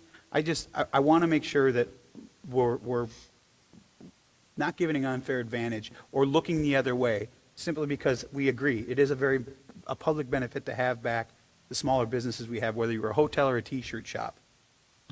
I think Chief Worth said it best, as long as we can do it within the guardrails that are presented to us throughout the code, throughout the state, all the statutes, all that.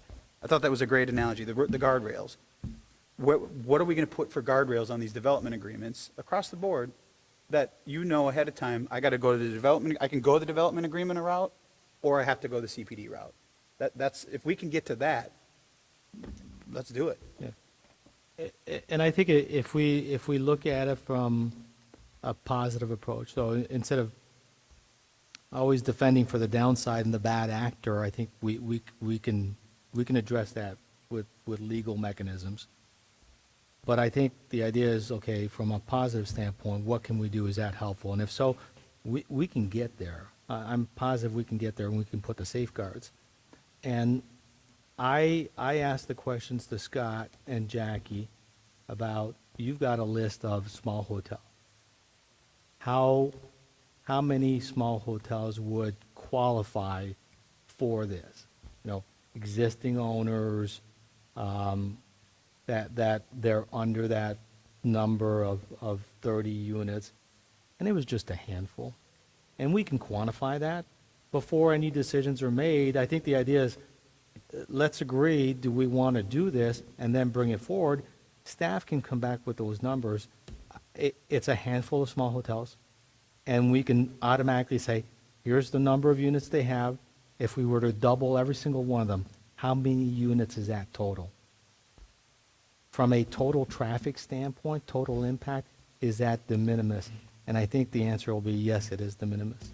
Even if we take a Sea Gypsy that's got 4 rooms and they go to 10, and we've got another one that had 10 and they go to 20, and if you've got only 10 of those that could avail themselves of that process, are we worried about that? Are we concerned? And my answer is no, I'm not, and I understand that's my opinion, and you may be, but I think if we have a consensus that no, we're not concerned, then yeah, let's create a process to expedite things. It's different when you're talking about hundreds of rooms. I get it, and that's why a larger project cannot avail themselves of that option A. Only the small mom and pop. Well, I don't want to, John, we haven't reached out to you guys. I keep forgetting you're on the screen. Either of you have any input? Can they hear me? They're talking to your mic. I don't think John can hear you. John and John, can you guys hear us? Or Don, I'm sorry. Why did I read? John and John. I thought you were saying Don. I couldn't understand completely. Yeah, lots of good information shared. You know, the only input. I agree wholeheartedly with the idea. You think there's challenges with making it happen, but in my business, I've worked with a lot of developers and developer agreements. I think it's achievable. It probably doesn't help staff. Sorry. Yeah. John and John. I thought you were saying lots of good information shared. You know, the only input. I agree wholeheartedly with the idea. You think there's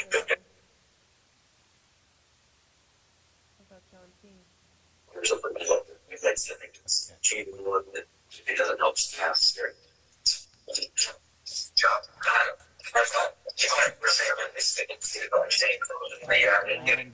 Lots of information.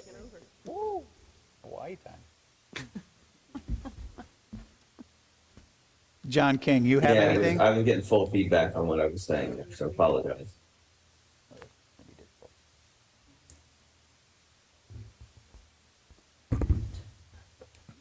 have something? One thing I did think of might be another element to include in option number one is, I'll just continue to use the Sea Gypsy. Maybe you don't want to allow an existing parcel, an existing property owner I'm to. listening to the YouTube audio because it sounds better than running it through the Zoom, so it's the delay there. So I apologize for that. Good discussion. I really don't have anything to add at this time, though. To allow, so what, I won't use Sea Gypsy. What if property A added to their portfolio, property B, property C, property D? So now they've got a bigger footprint. Are they still in number one? Are we, because now we're looking at a bigger project? Do you want to have the limitation of it is pre-storm, size, location, and property owner? See, and I think that's what this is all about. is, Karen. It's what did you have before? How can you build it back in that same parcel, wherever it was? And, you know, is it doubling the rooms or is it 50% increase the rooms? I mean, we're talking about cost to build and all that kind of thing, but when we're talking about small hotels or small businesses, what is the limit on small? And then goes into medium. And then does it go into option number two? Once they get over a certain size, does it go to a different option than is in their toolbox? I mean, I'm just asking for, you know, what are those parameters? Because honestly, when I read this the first time and I saw the 20 to 30 rooms, it kind of took me aback because I thought we were talking 10 to 15. You know, but again, as Patrick said too, in the big scheme of things, I mean, so maybe there's only 10 properties that this is even going to qualify for, and is 100 rooms over 10 properties really that big a deal? Yeah, and let's not forget, we are at about 25% of where we used to be from a room count standpoint. Exactly. pre-storm. And 75% off of our tax base. Yeah, and I'm trying to get the exact numbers from the property appraiser, but I would imagine from a residential unit standpoint, we are significantly lower also than where we were. I don't know what that number is, but trying to get that number from the property appraiser. So just to move this forward, with this discussion that we've had here, would you, I mean, our idea was that this, we'd discuss this with the council, and then we would bring this back to a meeting to fine tune it with the comments made at the council and then refer it on to you. Do you like that process? Or would you rather just take this and run with it now? No, personally, I like the process. I think the discussion has been good, but I think unless we drill this down a little bit more, my personal opinion is we're opening a hornet's nest here. You know, we went from saying, you know, you got to go through a process if you want more intensity, density, more rooms, more whatever. And now what we're saying is if you fit within a small category, whether it's small or not, that is it okay to just double or triple? So we've went from going through a process to saying it's okay to come in and add. So I think we're going against what we said. We said follow a process. Now we're trying to implement that process, or a different process, which I'm not against. I think what we're doing is good, but I think there needs to be some guardrails. And to Patrick's point, yes, we're talking maybe about a small group of maybe 10 properties that we're talking about. But is there anyone here that is naive enough to think that they're not going to ask for at least double what they had? Right. They're going to be asking for double their density without question. It's going to happen with every single property because of the cost to build back. We've heard it over and over and over again. And if everybody is okay with that, and the public's okay with that, then let's move it forward that way. But I think I want to make sure that everybody's clear. That's what's coming. And it's not going to stop at the small, no matter what we put on each of these categories, it's not going to stop at that. You know it as well as I do. It's not going to stop. And once you open a door, are you willing to push it shut? Well, and I know, I understand, and I'm not objecting to what you're saying whatsoever, but let's not forget that every application, every project is evaluated on its own merits, and council has a discretion on every single project to make a decision based on the facts presented. People can make every argument they want in the world. They can say, they can say, my neighbor's got A, B, or C, and I want A, B, or C. You can make that argument. You can say, hey, his dog is better looking than my dog. I want the better looking dog. But, Dogs and cookies. but doesn't mean you'll get it. So the thing is, I know what you're saying, and I agree with you. People will make those arguments. But we've got criteria for making approvals and making denials, and we can set conditions. So that's part of the toolbox and part of the process. But I do like the idea of additional guardrails, and just to be have more clarification, more, I don't care what you want to call them, rules, regulations, guardrails, whatever it be, but this is not a free-for-all. And there still is the whole idea of public benefit. Is the public benefit just to have these boutique mom and pops back? Or is there still more that they have to give too? I mean, we haven't even discussed that. We have a list of public benefits that Vice Mayor Adderholt came up with, knowing that it's all relative to size and what you can provide. But, maybe there's some additional public benefits that are involved in this whole equation as well. Well, I think that if the other LPA members agree with me, Dawn, if you hear me, if you agree, I can't tell if they're talking or not, that I think we've got good comments. And Sarah, can we put this on our next agenda, or is our next agenda is the comp plan? Our next agenda will be very, very, very full. Very, very, very full. Perhaps we add a meeting. And we had talked about that before. So let's see about maybe adding a second meeting to February. Is anybody opposed to that? Okay, so if we add a second meeting, maybe something from the very, very, very full agenda goes to the second meeting of February. Just a thought. Okay?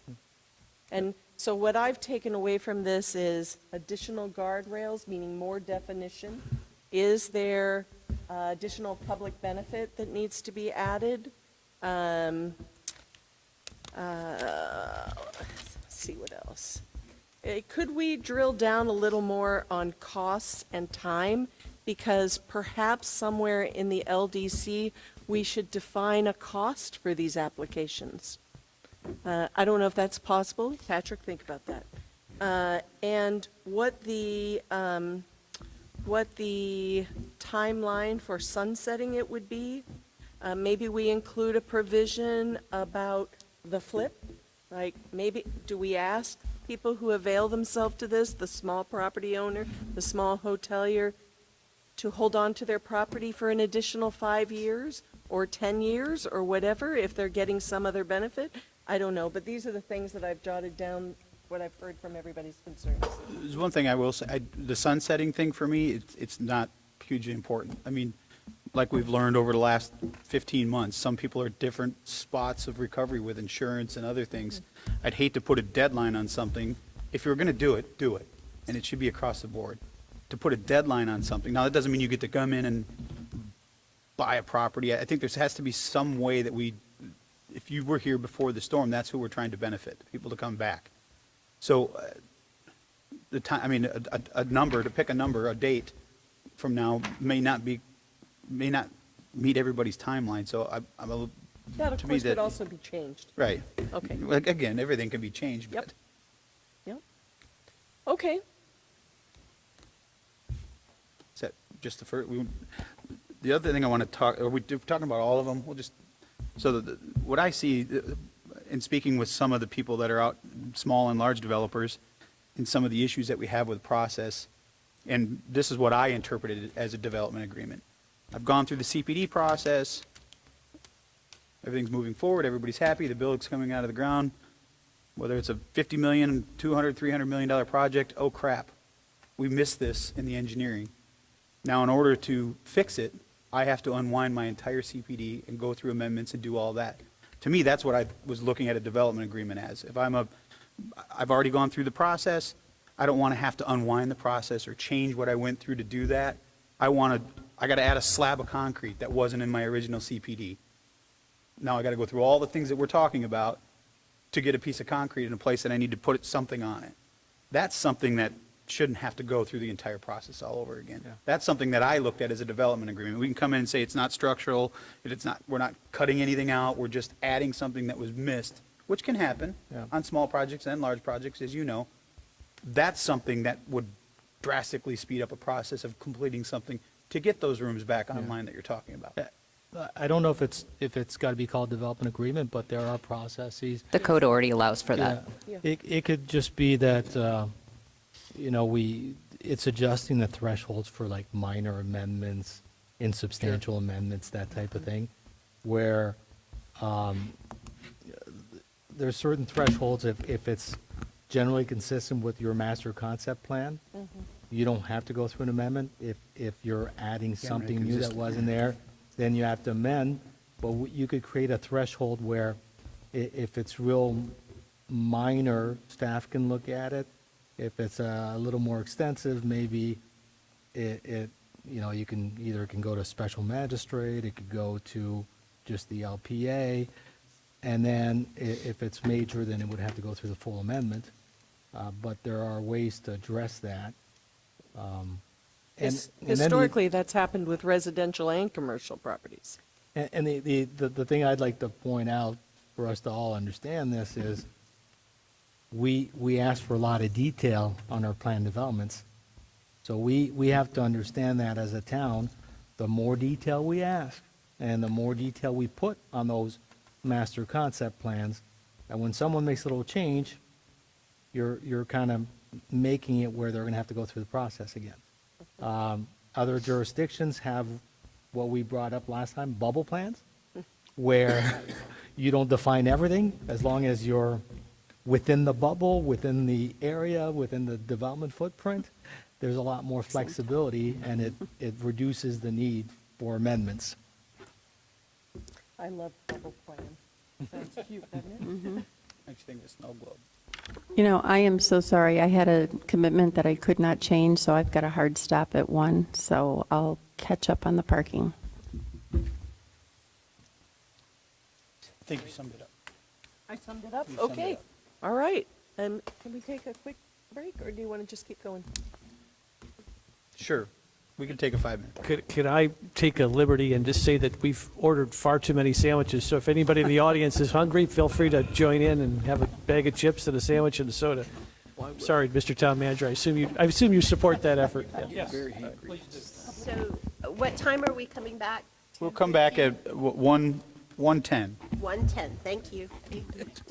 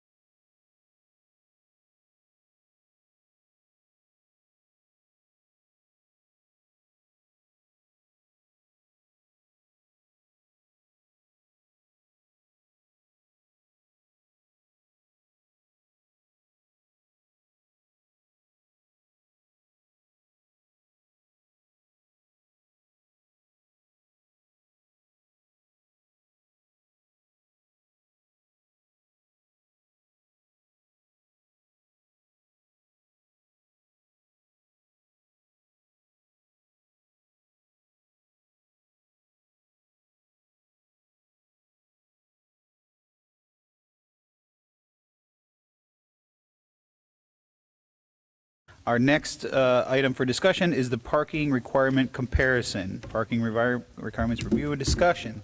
Who would like to start? I'll start because I brought it up at the LPA meeting. I think our parking, the whole issue of parking on Fort Myers Beach is obsolete. What we thought 30 years ago is not what's happening now in light of alternative forms of transportation, everything. And I think it needs a broad, important look. All you have to do is look to the city of Fort Myers. I asked Amy to distribute an article that I had read talking about the city of Austin and other cities that are just eliminating off-site parking requirements completely and letting the individual property owners decide what they need to operate. I don't, from one extreme to the other, I don't know where we fall in there, but for sure what we've got doesn't work anymore. Maybe it never did, I don't know. But it is something that continuously comes up, and when it continuously comes up, that's like a red flag. What are we going to do with this? Okay, that's why it's here. Can I just, as we set the table, Anita, can I ask a historical question of you? Was the mindset behind some of these, and I'm not holding you, I'm not saying you're responsible for all these requirements, but you know the history of it. Was the concern that if there wasn't some requirements that somehow people would be parking on residential streets and blocking up people's drive? Was that kind of the genesis of this? So, there was a certain amount, I want to use the word paranoia, but I don't want to use that because it sounds so negative. There was caution, a lot of caution about how properties would redevelop. In our comp plan, you see sites where parking garages were contemplated, even though I don't think you could have said, parking garage was like a swear word at the beginning. The notion of even contemplating that was just horrific. So everything always led back to commercial intrusion into the residential zones, and what the impact would be in whatever situation to the people that lived here. That's what the focus was, constantly. How is this going to affect me? I live on Jefferson Street. How is that going to affect me? How, if we tell property A that instead of 100 parking spaces, we're only going to make you have 7, or we're not going to make you have any at all, then do I, as a resident on Jefferson Street, think instantly, oh my Lord in heaven, where are all those cars going to go? They're going to be parking in my yard. So there was a lot of that. Did I answer your question? Yeah, just trying to get some historical perspective. That's helpful. Thank you. Jim, also, I think when zoning practices came into being, I'd like to say that we're smarter than that as planners, but a lot of times people just copy what the other jurisdiction is doing and started, some cities started imposing minimum parking standards, and other jurisdictions just arbitrarily adopted them or changed them a little bit, and they can vary greatly from one place to the next for the same type of use. But it's been common practice in zoning to mandate minimum parking standards. And now we're seeing that pendulum swing the other way, and some people completely eliminating it and leaving it up to the market forces. What I'm not sure, council members, is whether or not this discussion this is ripe for discussion, because we literally just brought it up at our meeting. Maybe it is. I don't know. I think that I believe changes need to be made, as opposed to a one-by-one, okay, beached whale, tell us what you're going to do with your parking. Or, okay, Moss Marine, what are you going to do with your parking? Instead of that, us coming up with something a little more holistic, I think would be very beneficial, especially to the downtown core. You know, I like to, in these instances, rely heavily on people like Sarah, John, and Patrick, who do this every single day. And you've worked in other municipalities and you've seen what works. You guys know our island better than we do probably when it comes to codes, and you know what works and what doesn't work. You know, to go from one spectrum to the other, does that make sense? I don't know. So I would lean on Sarah to give us some advice on what you see. You know, you use small places that didn't have parking before, but now we're going to require them to have parking. They were succeeding before. To me, I've said it before and I'll say it again. If a business thinks they can make it work with 3 spots and we say they need 10, who are we to dictate? And also, is there any state guidelines? I know I've asked it before, but are there any state guidelines as far as ADA parking required for stuff like that? Is that a starting point? Just get some of your input, because you're the expert. Sure. So there are state and federal requirements for ADA parking that businesses need to meet. That is a good place to start, that they would need to provide that at a minimum. Beyond that, it's really up to the goals of the town. So you see communities that are very car reliant, and then you see communities where they don't even have cars. For example, this is an extreme example, but Mackinac Island, you get around walking, riding your bike, riding a horse, or a boat. Those are your options. So they have put a lot of effort into creating a community that you can get around safely with all of those modes of transportation. So I think that if the town wants to pursue something like that, become a more walkable community. I know that we talk about being walkable and bikeable, but I don't know that we truly are in the way that we envision it. In the middle of summer, you don't want to walk along those unshaded sidewalks. You're also sitting next to traffic, so, you know, or somebody's speeding along beside you on an electric bike. So thinking about how people get around the community if there aren't parking places is really important, and sort of thinking forward what it is that we need to put in place to ensure that people do want to walk, do want to bike. And also thinking, I know that we've talked a lot about golf carts, and golf carts have become very popular in a lot of communities. That still requires parking, and that does require infrastructure. So, you know, things that we might want to think about are larger rights of way, you know, getting additional right of way, requiring street trees, things that will create shade, create places that people want to walk and feel safe.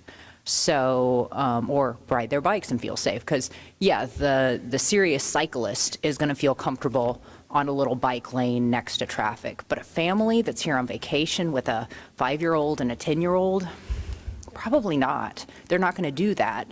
So we need to think about ways that everybody in the community is able to utilize our infrastructure and get around without a car if we're not going to provide parking.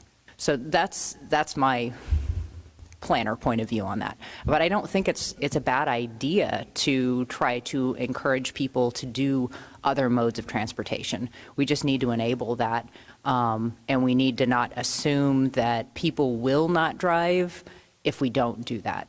So parking may be less necessary, but we need to make sure that we support that. Dan, on your point that as planners, we do have multiple examples. We've got some similar communities that we can look at, but we're also unique, and we've got a lot of constraints to deal with, and some solutions that may work elsewhere don't necessarily work on a thin strip like we have in one major roadway. So I think it's not an easy thing that you can just look at different examples, how have they done it, and can we apply the same thing? I think we do need a comprehensive study, and, you know, the study would render options. I don't think you're going to get one solution.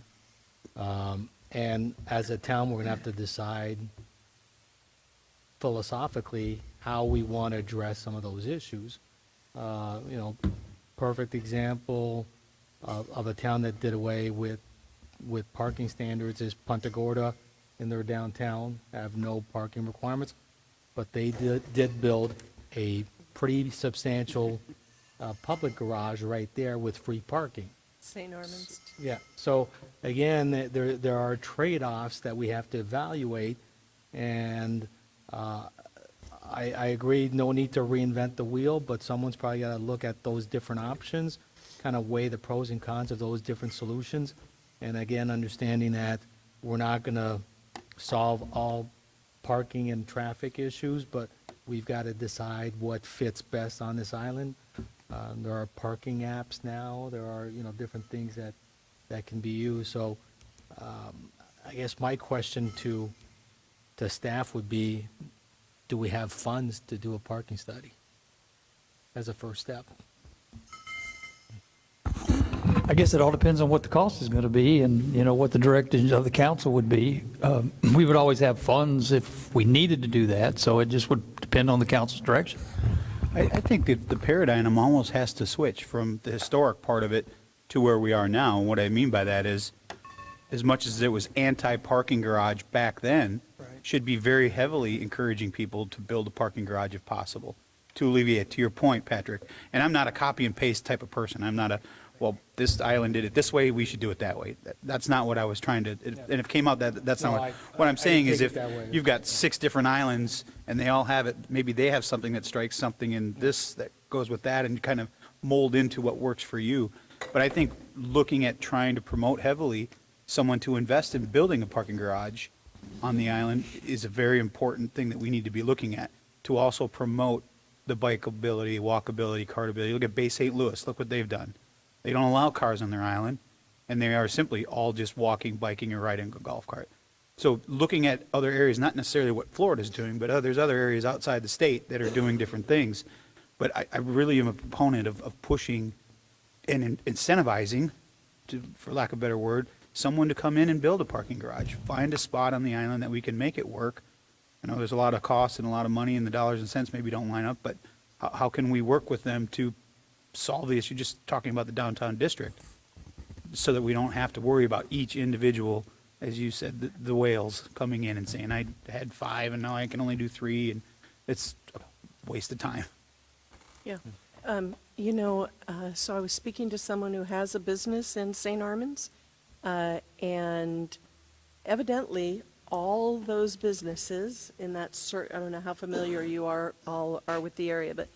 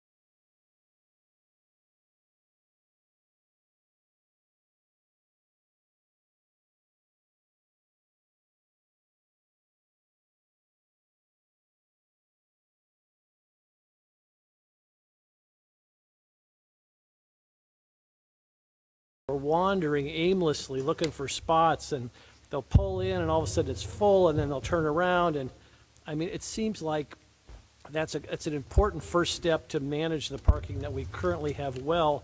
And then we see if where the problems are, where the strengths are, where the weaknesses are. But that's something we've been talking about for a long time. But just while we have you here, Andy, do you want to, just an update on that app? Are we still kind of searching with vendors? We had one before the storm, but where are we on that? We continue to explore all our options, just trying to come up with the best way to do things. You know, obviously, we're limited with parking. I think, you know, the county has the majority of parking in the downtown area, and then the private lots there. So it's kind of a jumbled up and trying to develop a public partnership once we get to that point. So we continue to look at all of our options. I got Tom Yazzo that's really taken the lead in our parking and working on several things for us. I think to take it one, excuse me, I think to take it one step further, we still need signage on the island, because there's so many people that don't know, A, where the parking spots are, B, how even to get off the island right now. So I think it would be beneficial to keep traffic flow moving. I think, Scott, to your point, that signage and the app are almost intertwined. They're both critical to utilizing the parking that we currently have well.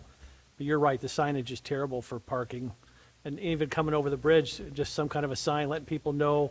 Obviously, the next generation's moving technology-wise with the apps and so forth, and phone and so forth, and GPS, and they could figure all this stuff out. But gosh, but I do hear all the time that the signage is terrible, and you just literally have to hunt, particularly if you're from out of town. We have so many out-of-towners that just clogs up the streets, and it just seems like a critical first step to use the parking that we have now well and inform people as to where it is and also whether it's open or not. Yeah, not only on the parking, but just the signage, how to get off the island. Yep. Because the people are down on, Old San Carlos, they've really have no clue how to get off. And I think that's not all the congestion, but I think that It's part of it. for sure. contributes to it immensely.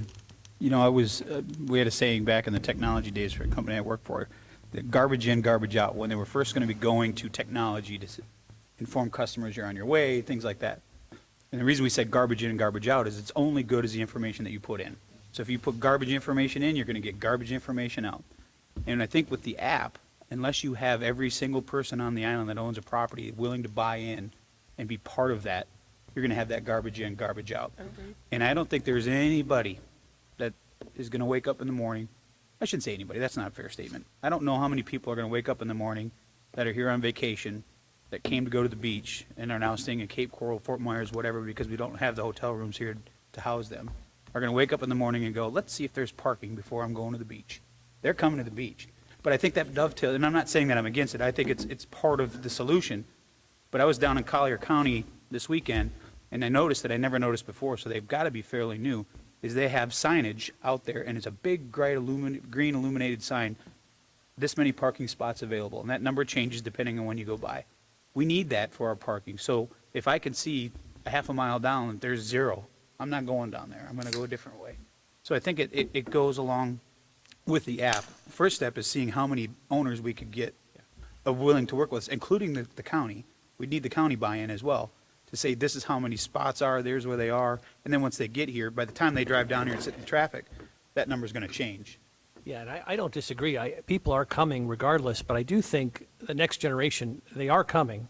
But if they had an app and knew where the spots were, Certainly wouldn't hurt. then they could have a direct route to that spot. And I think we could easily get the county involved. I've talked to Chris Primo, I've talked to other people who have parking lots.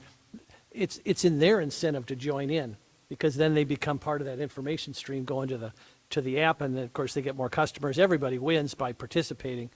So I think it's just finding the right company with the right technology that's user-friendly and just getting it done. I mean, But I think something that we could do quickly it's the signage. is the signage, looking at our code and allowing the signage for parking lots to have, whether it's universal, whatever, because I noticed all the Vanderbilt Beach had it, some of the other beaches down the island, or down 41 had it. County properties. They all had the same signage, so you knew exactly what sign you were looking for. You knew if you were going to a different beach, what you were looking for. So if we could put a policy decision in place to allow signs that we don't allow now, I like that. specifically for parking that is illuminated, that they can, they're going to have to do that on their own, but then it's easier for, I think, us to tie into their system and make it work once they have it in place, because it would behoove them, I would think. Talk about Chris Primo, I think he would love nothing more than have a sign out saying, I've got 58 parking spots, or I have 32 parking spots, or I only have one. That would help him draw traffic in there and get them off of Estero Boulevard.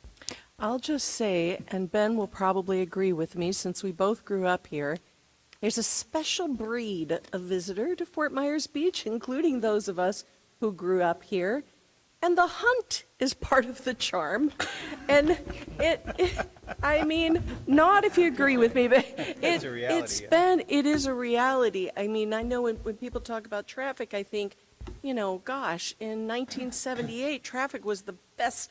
If you were on Fort Myers Beach, it was the best excuse in the world to be late for someplace. I'm on the beach. Of course, you've stopped now to use a payphone to call, but it's just, not saying that they can't change or be enhanced upon or whatever, but our visitors are generational. And so I know at least my customers, I'm sure Ben's are too, I'm sure everybody's are. They're folks that I had grandchildren of people that would come and say, oh, your dad used to give me a 20% discount, or your mother used to give me whatever.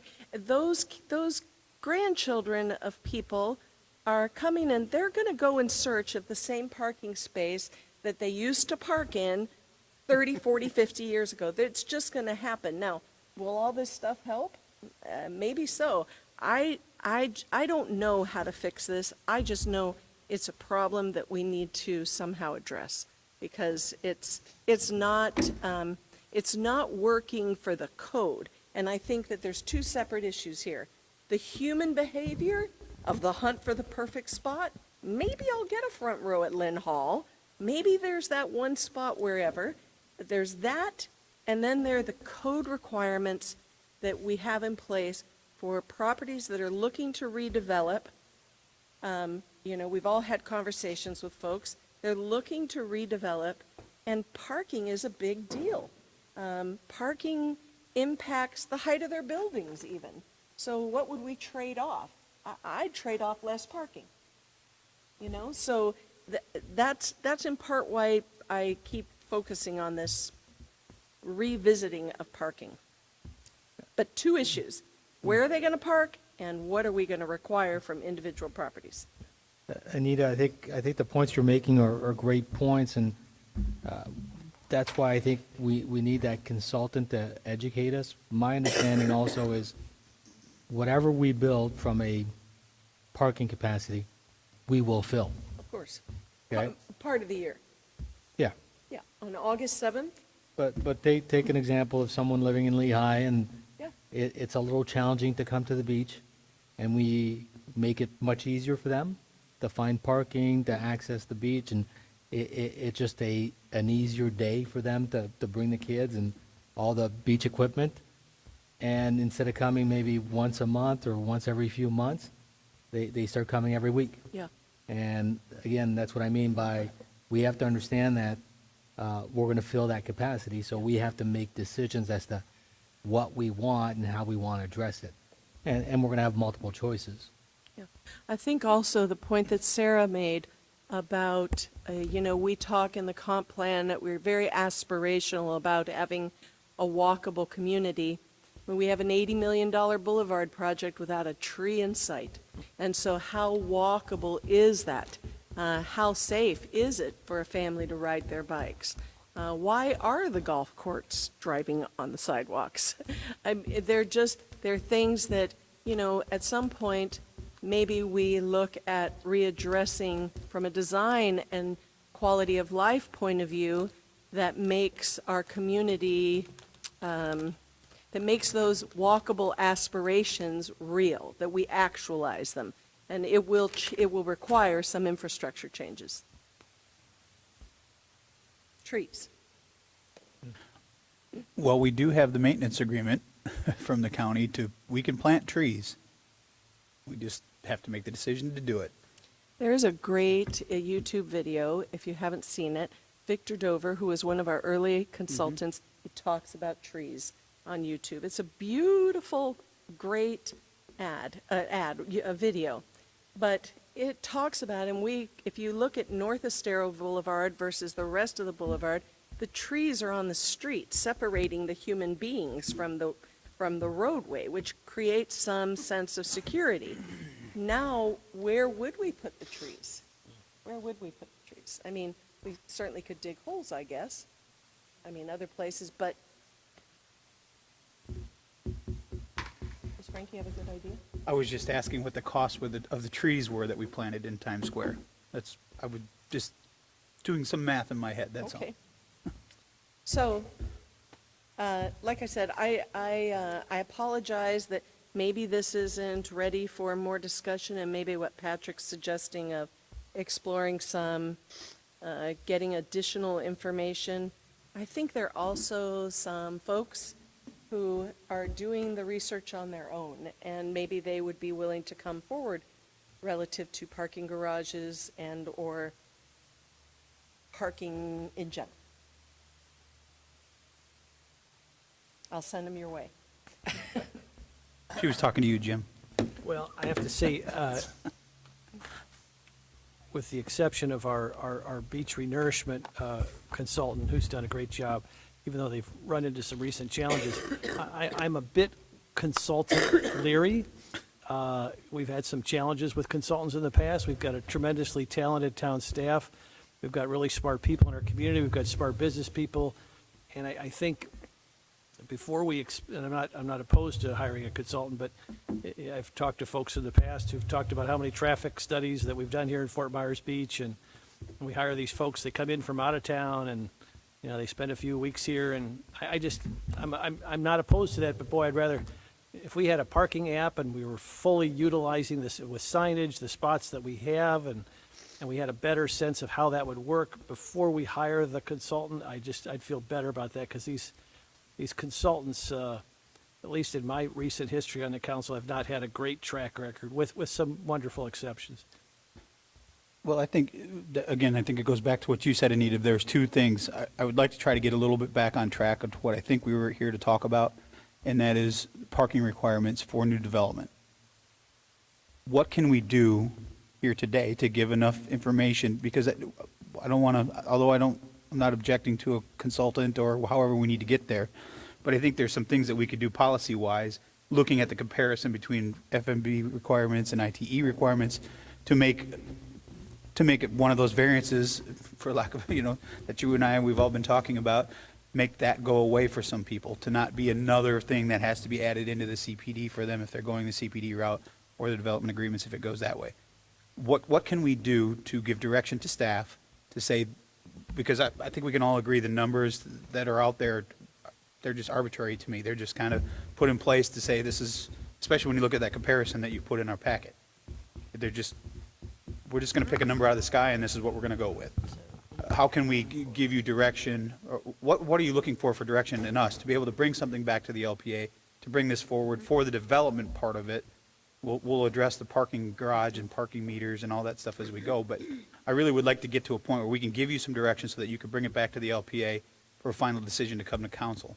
Yeah, I'm not quite sure. Are you sure, Patrick? I mean, my gut is saying right now, as maybe not an interim, but a first step, that maybe Sarah or staff could speak with, consult with, whatever word you want to use, with Spakowski and Associates, who wrote this. If Bill was standing here right now, what would he tell us? Would he say, "You're right, it's obsolete"? Or would he say, no, I suspect he would say, it's obsolete. Things have changed. Naturally, they've changed. Maybe he has a suggestion. I don't know. That might be a first step. I think an easy first step for me would be just making it that if someone doesn't want to follow the code requirements, they can follow IT. The IT engineering manuals are based on case studies. So they go out and they look at similar restaurants throughout the country. That's how much parking is needed for that kind of restaurant, this type of hotel. So it's based on real life examples. And they tend to be IT manual tends to be a lesser requirement than what the code. So that's an easy one for me. That's a no-brainer. I think if anybody comes forward with a deviation saying, I want to follow ITE, it's reasonable, it's supported by science, we can say yes. The more difficult part is even if you look at ITE and you look at a downtown business, they can't even meet ITE. So then the idea is either the elimination or the very significant reduction. We want to look at those boundaries. And I think that requires a little more thought to it, but at least the IT would be a first one that we could implement right away, and it'd be a no-brainer. Well, I think to your point, Patrick, looking at it, the two big ones, hotels and motels and restaurants, the ITE for hotels and motels is pretty close to what we have. But when you look at the restaurants, it's more restrictive. You have to have more parking for restaurants. So I think your point of either or makes sense, but still, I mean, 9.44 parking spots per 1,000 feet, 1,000 square feet, we're at 8 spaces per 1,000 feet. So we're kind of going backwards if we do the ITE comparison. So would anybody be on board with eliminating parking the next 2 years on developments altogether? I mean, if you take a liberal city like Austin using a libertarian way to run a town, it's incredible. I for one, would be okay with eliminating parking in the downtown district. It seems to be the number one thing that comes up, and it's always, I mean, what we went through with the whale, they shouldn't have gone through that. We're encouraging people not to drive, yet we are telling people, businesses that they You've got need a to place for provide your car. parking. You need a place for your car. So let me ask you this. Sure. I don't disagree with you in part. Sure. We'll just use Margaritaville because it's done. So would you have been okay in this instance saying you can have a 254 hotel unit building with no parking? I think Tom and John are smart enough gentlemen to know that they needed some I'm parking. not saying that, but I'm saying, would you support that? Would you support I think the market 100 unit hotel room without no parking? Right now, today, yeah. I mean, I think. wouldn't have, but I don't know that that the threshold would have been as high as it was. Fair statement. I'm just kicking around. I want to see what everybody else thinks. I mean, right now, given the amount of traffic that we've seen, and everybody can blame on 50 different things, whether it's contractors that light, the fact is, we have way too many cars than the road can handle. It's too many cars. So, again, my question is, would everybody be okay at just looking at or discussing no parking requirements, at least in the downtown area? I would. I'm willing to discuss it. I don't know if 0 is the right answer, but I'm willing to discuss it. Well, again, that goes back to, there's got to be some sort of state requirement for, there is no state requirement for ADA compliant parking? For ADA compliant, yes. Yeah. compliance there, obviously, but. You know, here was an interesting thing somebody told me. I don't know if this is just something or if this was true. Maybe I should look at somebody who's doing something like this. That a hotel project, for example, that is being financed would have, that the lenders would require that the property, I'm getting nods, that the property have X amount of parking for their prospective clientele.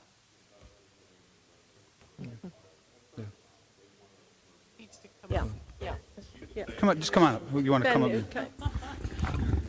haven't had a chance to talk. You look like you've been wanting to say It sounded so something. bizarre to me when this person said this, and I thought, really? A lender's going to say it, but I guess it has to do with the viability of your project. Yeah, Ben Freeland, Mas Marina. Yeah, I mean, no lender or investor would invest in a major hotel or any development without what they think is adequate commercial parking. So you could have a 0 requirement, but in reality, Margaritaville wouldn't have been built with 0 parking, right? Unless they were going to force everyone to drive there by alternate transportation. So Ben, what if Margaritaville, what if the town had a parking garage? Would Margaritaville have been able to use that for funding? well, now you're thinking long-term, right? You're playing long ball. You guys start putting a comprehensive plan together and you put alternate transportation, alternate parking, then you would not want, you might say you can't build parking. We've provided it and we have alternate sources for you. But now, this is where you guys have to really get into, I've talked to all of you about this. My goal for you is to think visionary and quit getting in the weeds.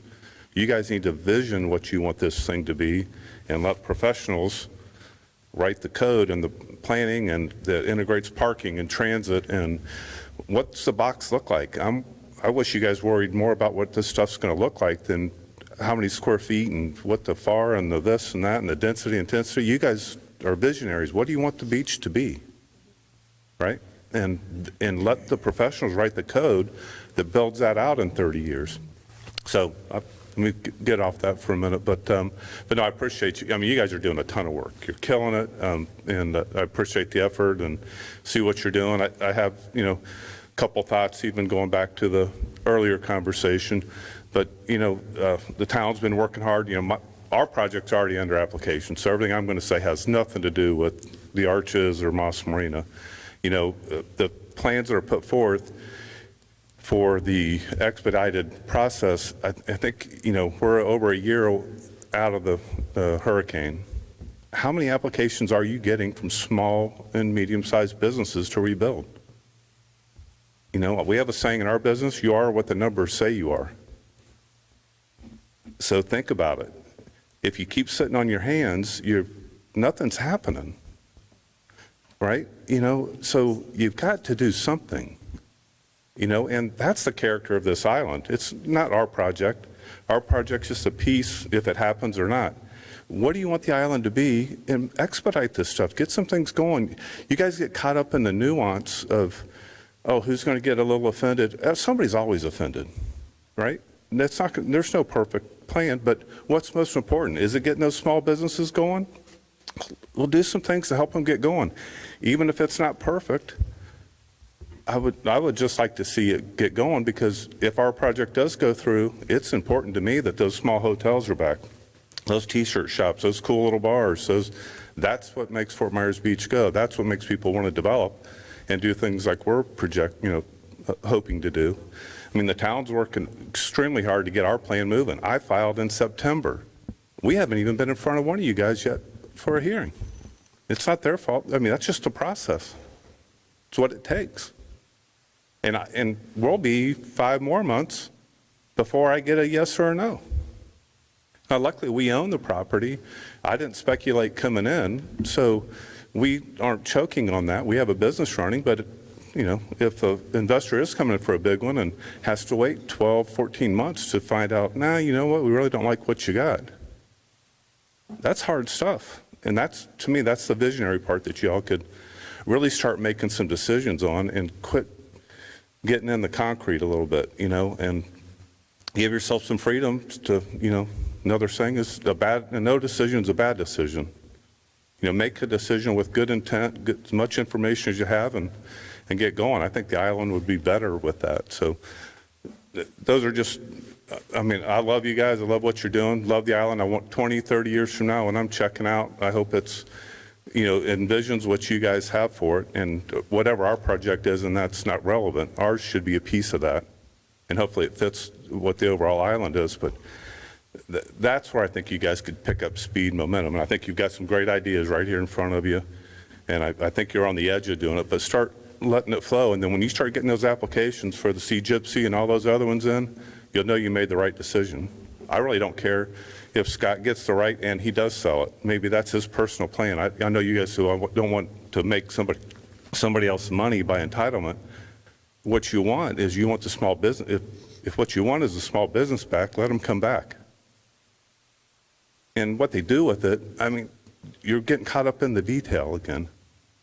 If Scott loves it, it's going to be here and that's his life, that's fine. What if the next person gets ill and has a health issue or whatever, there's other reasons. You guys are trying to cover all these bases. Just free up a little bit, and And I know that you got constituents, you got voters you got to deal with, but that overall, keep their mind in heart, keep the vision of the island in heart, and keep cooking. So I think you're close. I'd just like to motivate you to keep moving and make some decisions as you move forward. So, and thank you. Any other questions for me? Thank you. All right. So it's true. You need parking for a hotel. I like the term that Ben was using with vision, and when Scott was asking, would we consider no parking requirement, I definitely consider it for sure, but my understanding is you have to look at the whole issue, and you have to have that vision. You have to look long-term. If you're going to say no parking requirement, you better have solutions, and you better understand what that means. So that's where and Jim, I agree, we've got some great people, but everybody we have seems to be pretty busy, and that's where sometimes you need to hire that consultant just to be able to get that capacity of people that can jump on this and spend time on it. If our staff is reviewing applications, it's kind of hard to be visionary and look at all these opportunities when you're on the day-to-day in the weeds. So I'm not sure how we get there, but the market forces with no parking, the immediate thing that comes to mind for me is, yes, let the market resolve those issues, but if the market can't build parking lots because we don't allow them, we've got a market failure. So that's where we have to look at it comprehensively. No, and that's fair. And I guess if we did a consultant, the scope would be so important, because you couldn't have them just look at parking itself, because there's all kinds of discussion. We've discussed today the sidewalks and the bike paths on Estero are inadequate. You've got potential for a pedestrian pathway behind the red coconut along those. I mean, there's some potential visionary things. There's right-of-way issues on Estero that could help the bike path. People who take that bike path right now, many of them, and I understand it, feel like they're taking their life in their hands when they go down Estero. And so we need to, if we're going to go radical, and Scott, I love the libertarian approach to the concept, we need to, it can't be done in a vacuum. We have to do some of these other things to supplement it. And I'm open to talking about it, because I think Ben's right. In terms of thinking holistically, we have to think, okay, we're going to have no parking. So I'm on the south end. Right now, Brendan and I have these balloon tire bikes that we often come south based upon when the tide is really low, because we can ride on the beach. It's like riding your bike on a road. But boy, if you get stuck down there and the tide goes back up, you're stuck on the north end. You can't get home unless you traverse those roads, which can be challenging. And you take, again, the biker experience or even the walker experience is not always ideal. And again, I love the Estero redevelopment, but I'm not sure a lot of thought was given to that sort of alternative corridor for bikes and walkers. The width of the sidewalk became the priority. Yeah, and the width could be great if they would have utilized that width in a way that really helped transport. But yes, I'm not opposed to. I'm not trying to be difficult on the consultant, but I do think it has to be a holistic look, because it can't just be looking at our parking spots, and I think it's a bigger issue, I think. But I'm open for anything. Quite, I don't have the answer. So can we add this to our second February meeting? Yes. Thank you. In what way would you like to discuss it further? I don't know, we've got time. But I think if for sure, separating the zoning issue and the public use issue. And who knows, we might have somebody come forward with a parking garage idea between now and then. I think, number one, we have to look at our current requirements for parking and at least substantially reducing them or eliminating. I don't think we're going to eliminate them, but I think we need to take a serious look, because everybody, Karen had asked, what are the three big asks? For the hotels, density. Every other project's asking for less parking. If we can eliminate and or reduce the bar, more people will be able to jump over it without having to get a variance, do this, get a CPD. So at least come up with a number that everybody can work with. or You know, live with. Jim just said that the lender issue for parking also applies to restaurants. And so I'd be curious, is there a chart for that? I mean, does Bank of America, is somebody putting up their hand because they know? Well, Come on up, come on up. we've got someone that might be able to address that, but when I've dealt with those issues and clients that have talked about the lenders, it's either you have to provide your own parking, or if you're in a very urban area where there is public parking, public facilities, the banks evaluate your project and want a financially feasible Yeah. project, and they're trying to minimize their risk. And if they feel the parking will dissuade people from going to your restaurant, it's a negative. But if they feel there's plenty of public parking, then they'll accept it. How So do they measure that, I guess is Anita's question. Do they have a rough, and I'd be interested to hear what you've got to say too. I guess my question would be, do we care? I mean, do we care if the people that are investing in these businesses, what their requirements are? If we don't have requirements, to Scott's point, but other people do we really need to know why they make the decision they make? I mean, if they're requiring Ben to have 58 spaces for whatever he's building, does it matter if we say you're supposed to have 60 or we're supposed to have 45? If his lender tells him that he's got to have 58 spaces, he's got to have 58 spaces. So do we need to micromanage the people that are investing?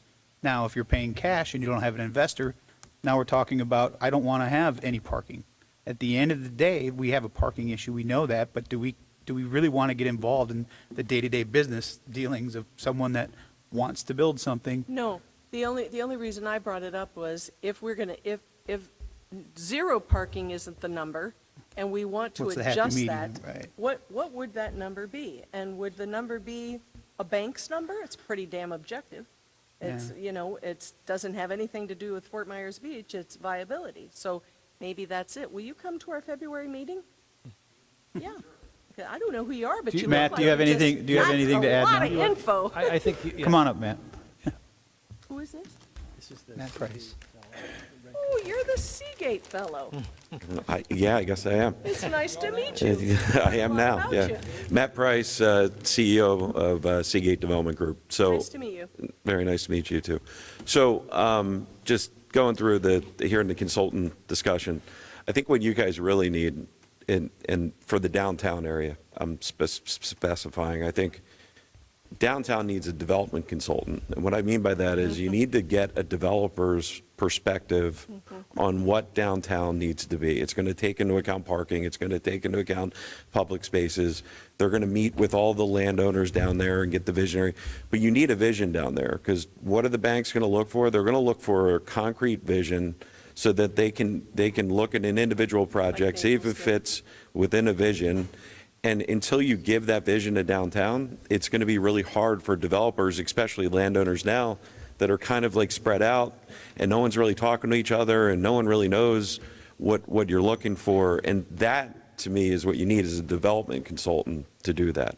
Now, I'm not asking to be that consultant. I got my own stuff to work on. But my point is, that is the process. You need to get a development consultant that understands The big picture. everything, and understands that banks have issues, and understands that owners have setback issues, and understands that there's different things that matter to the development process, and can at least put, and I mentioned this in the development agreement process, but put the guardrails up, I like the word guardrails, to say, okay, here's the box, and then let the design professionals take it from there. But you got to give them the box, and right now it just feels like there's no box. There is no box. And developers all down the island, anyone who owns property, we just all feel like there's a solution to it, but there's no end game. And, with us, I'm going to be coming, I've met with a lot of council, we think we're pretty close to having a good end game with the development agreement, but until we start getting some of the bigger projects and some of the bigger developments, some of these smaller guys are going to, they need these bigger projects to go through. The town needs them to go through. We need to get momentum, or we're just going to sit there and it's going to be a problem. So that's just my 2 cents. But I think you Thank need you. a development agreement. Thank or you. development consultant. I'm glad to meet you. Well, with that, although I will respectfully disagree with you, Ben, that we've been sitting on our hands, not doing anything. There have been other things that we've had to make decisions on that are outside the realm of the downtown district. But your point is well taken, as well as yours, Matt. But I would argue that we have, I will disagree with you as well, Anita. I think the box, the box has been laid out. You may not like the conformity of the box or what fits in the box, but there is still a box, and there is a path to expand on that box. So I disagree with the fact that you say that there isn't a box, or there isn't a vision. I think we've all met, we've all given the vision, we've all tried to say we're open to suggestions, but we're not just going to make the box as big as the box can be just to make the box as big as the box can be. So I really do like the idea of the development consultant, I almost said agreement too, to come in. I mean, they do understand. It sounds to me like they would be the people that would understand both what Ben has brought up as well as Matt.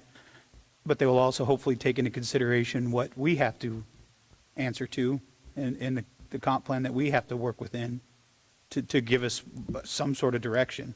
You know, we kind of did that early on, but it was a half-assed effort.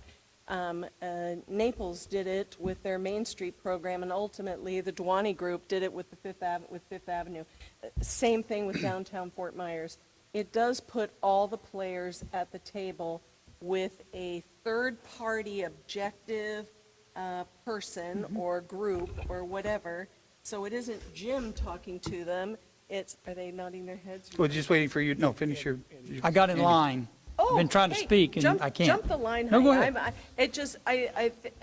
That's a good idea. So for the last, 3 of the last 4 months, we brought development consultants to the council, and we're waiting for a decision to do that. We've already done that. We're there. So if you remember, we brought 3 of them to you at M&P in September, October, and November. So now we need to bring them back for you to decide if you want to go that route. I had to give you a little hard time back. Hey, Freeland, you cannot talk if you're not on the microphone. He's unruly. Okay, so this parking thing will be on our second February meeting. And hopefully these guys that have a lot to say will come, and as others. And were you going to say something, Patrick? Well, I was going to touch upon this vision and what we've been doing or not doing. And what I explain to people that are not from here is, I think it's Mike Tyson that said, everybody's got a plan until you get punched in the face. And that's what happened to us. We got punched in the face, and we had to go through a few months of just getting back on our feet and dealing with the basics. And a few months means almost a year and a half. And as a town and as individuals, and if you look at your neighbors, how many people are just starting to resolve some of their insurance issues? They're just starting to get architects in place, designing their homes and permits, and we're, over a year into it. It's part of the process. We are making progress. It is kind of a muddled through effort. I've been a proponent since I'm a planner of taking the more comprehensive visionary process, but I look at what we've been through and we've made progress, and I see it. We just have done it a little differently than what I was thinking of, but I think we are getting to that point where the discussions we're having are starting to be a little more visionary in nature, and I think it might just be that natural progression. We're getting to it now, and we had to muddle through the rest to get to this point. So I'm hopeful that as we move forward, we're going to have some of those more comprehensive and more visionary discussions moving forward. I would encourage you not to feel like don't punch yourself in the face. I've worked in several communities. You're further along than a lot of communities are. I mean, we're very more proactive than maybe a developer likes you to be, but we're proactive. We're doing some of the right things. You got punched in the face pretty hard last September. Let's think about that. The people in it's September before that, sit there and think, well, if we get a devastating hurricane, you have to do that now. So you do have to do all the detail. You have to. I mean, sometimes the small stuff is important stuff when you get punched in the face. And I agree with Patrick. But you are doing this is the right thing. We've got to discuss it. If we don't discuss it, nothing happens. I applaud you for what you're doing. John, are you still there? We're losing them. Anything to add before we wrap it up? Well, again, I apologize because the sound is distorted. I was checking with Jacob. He thinks it's dropping out a lot. So that's been part of the problem. I guess the only thing I've been sitting on for a long time, and to me, this will encompass for the whole meeting is, Mayor, you talked about how we can't save everybody, but I don't think we can plan for every contingency. I think we're getting caught down in some minutia there. And I don't think everything is a precedent. And I think maybe Nancy and the legal folks like Becky can address that. But I get tired of hearing that every time we do something where you've set a precedent. And that's not necessarily true. Is Don still here? Or is he? Yeah, I'm still here. Yeah, thanks. Nothing really else to add. Agree with what John said. I think all very good discussion, but yeah, we can't plan for everything. And, I'll just say what I continue to say. We need to figure out how to get out of people's way and how to progress move. So, and I know we're all trying to do that, but continue to work to try to figure it out. All right. Anything else anyone would like to add? Hey, Frankie. All right. We will, well, should we wait for Anita to get back, I suppose, before I think we're good. We'll adjourn at, do we need a motion? It's a joint meeting. Do we need a motion? If there's consensus. I mean, I always prefer motions because they're more formal. I move we hereby now adjourn. Okay. All right, I'll second. All those in favor signify by saying aye. Aye. Opposed? Hearing none. We are adjourned at 2:20. Very good. Thank you, Mayor. Yes.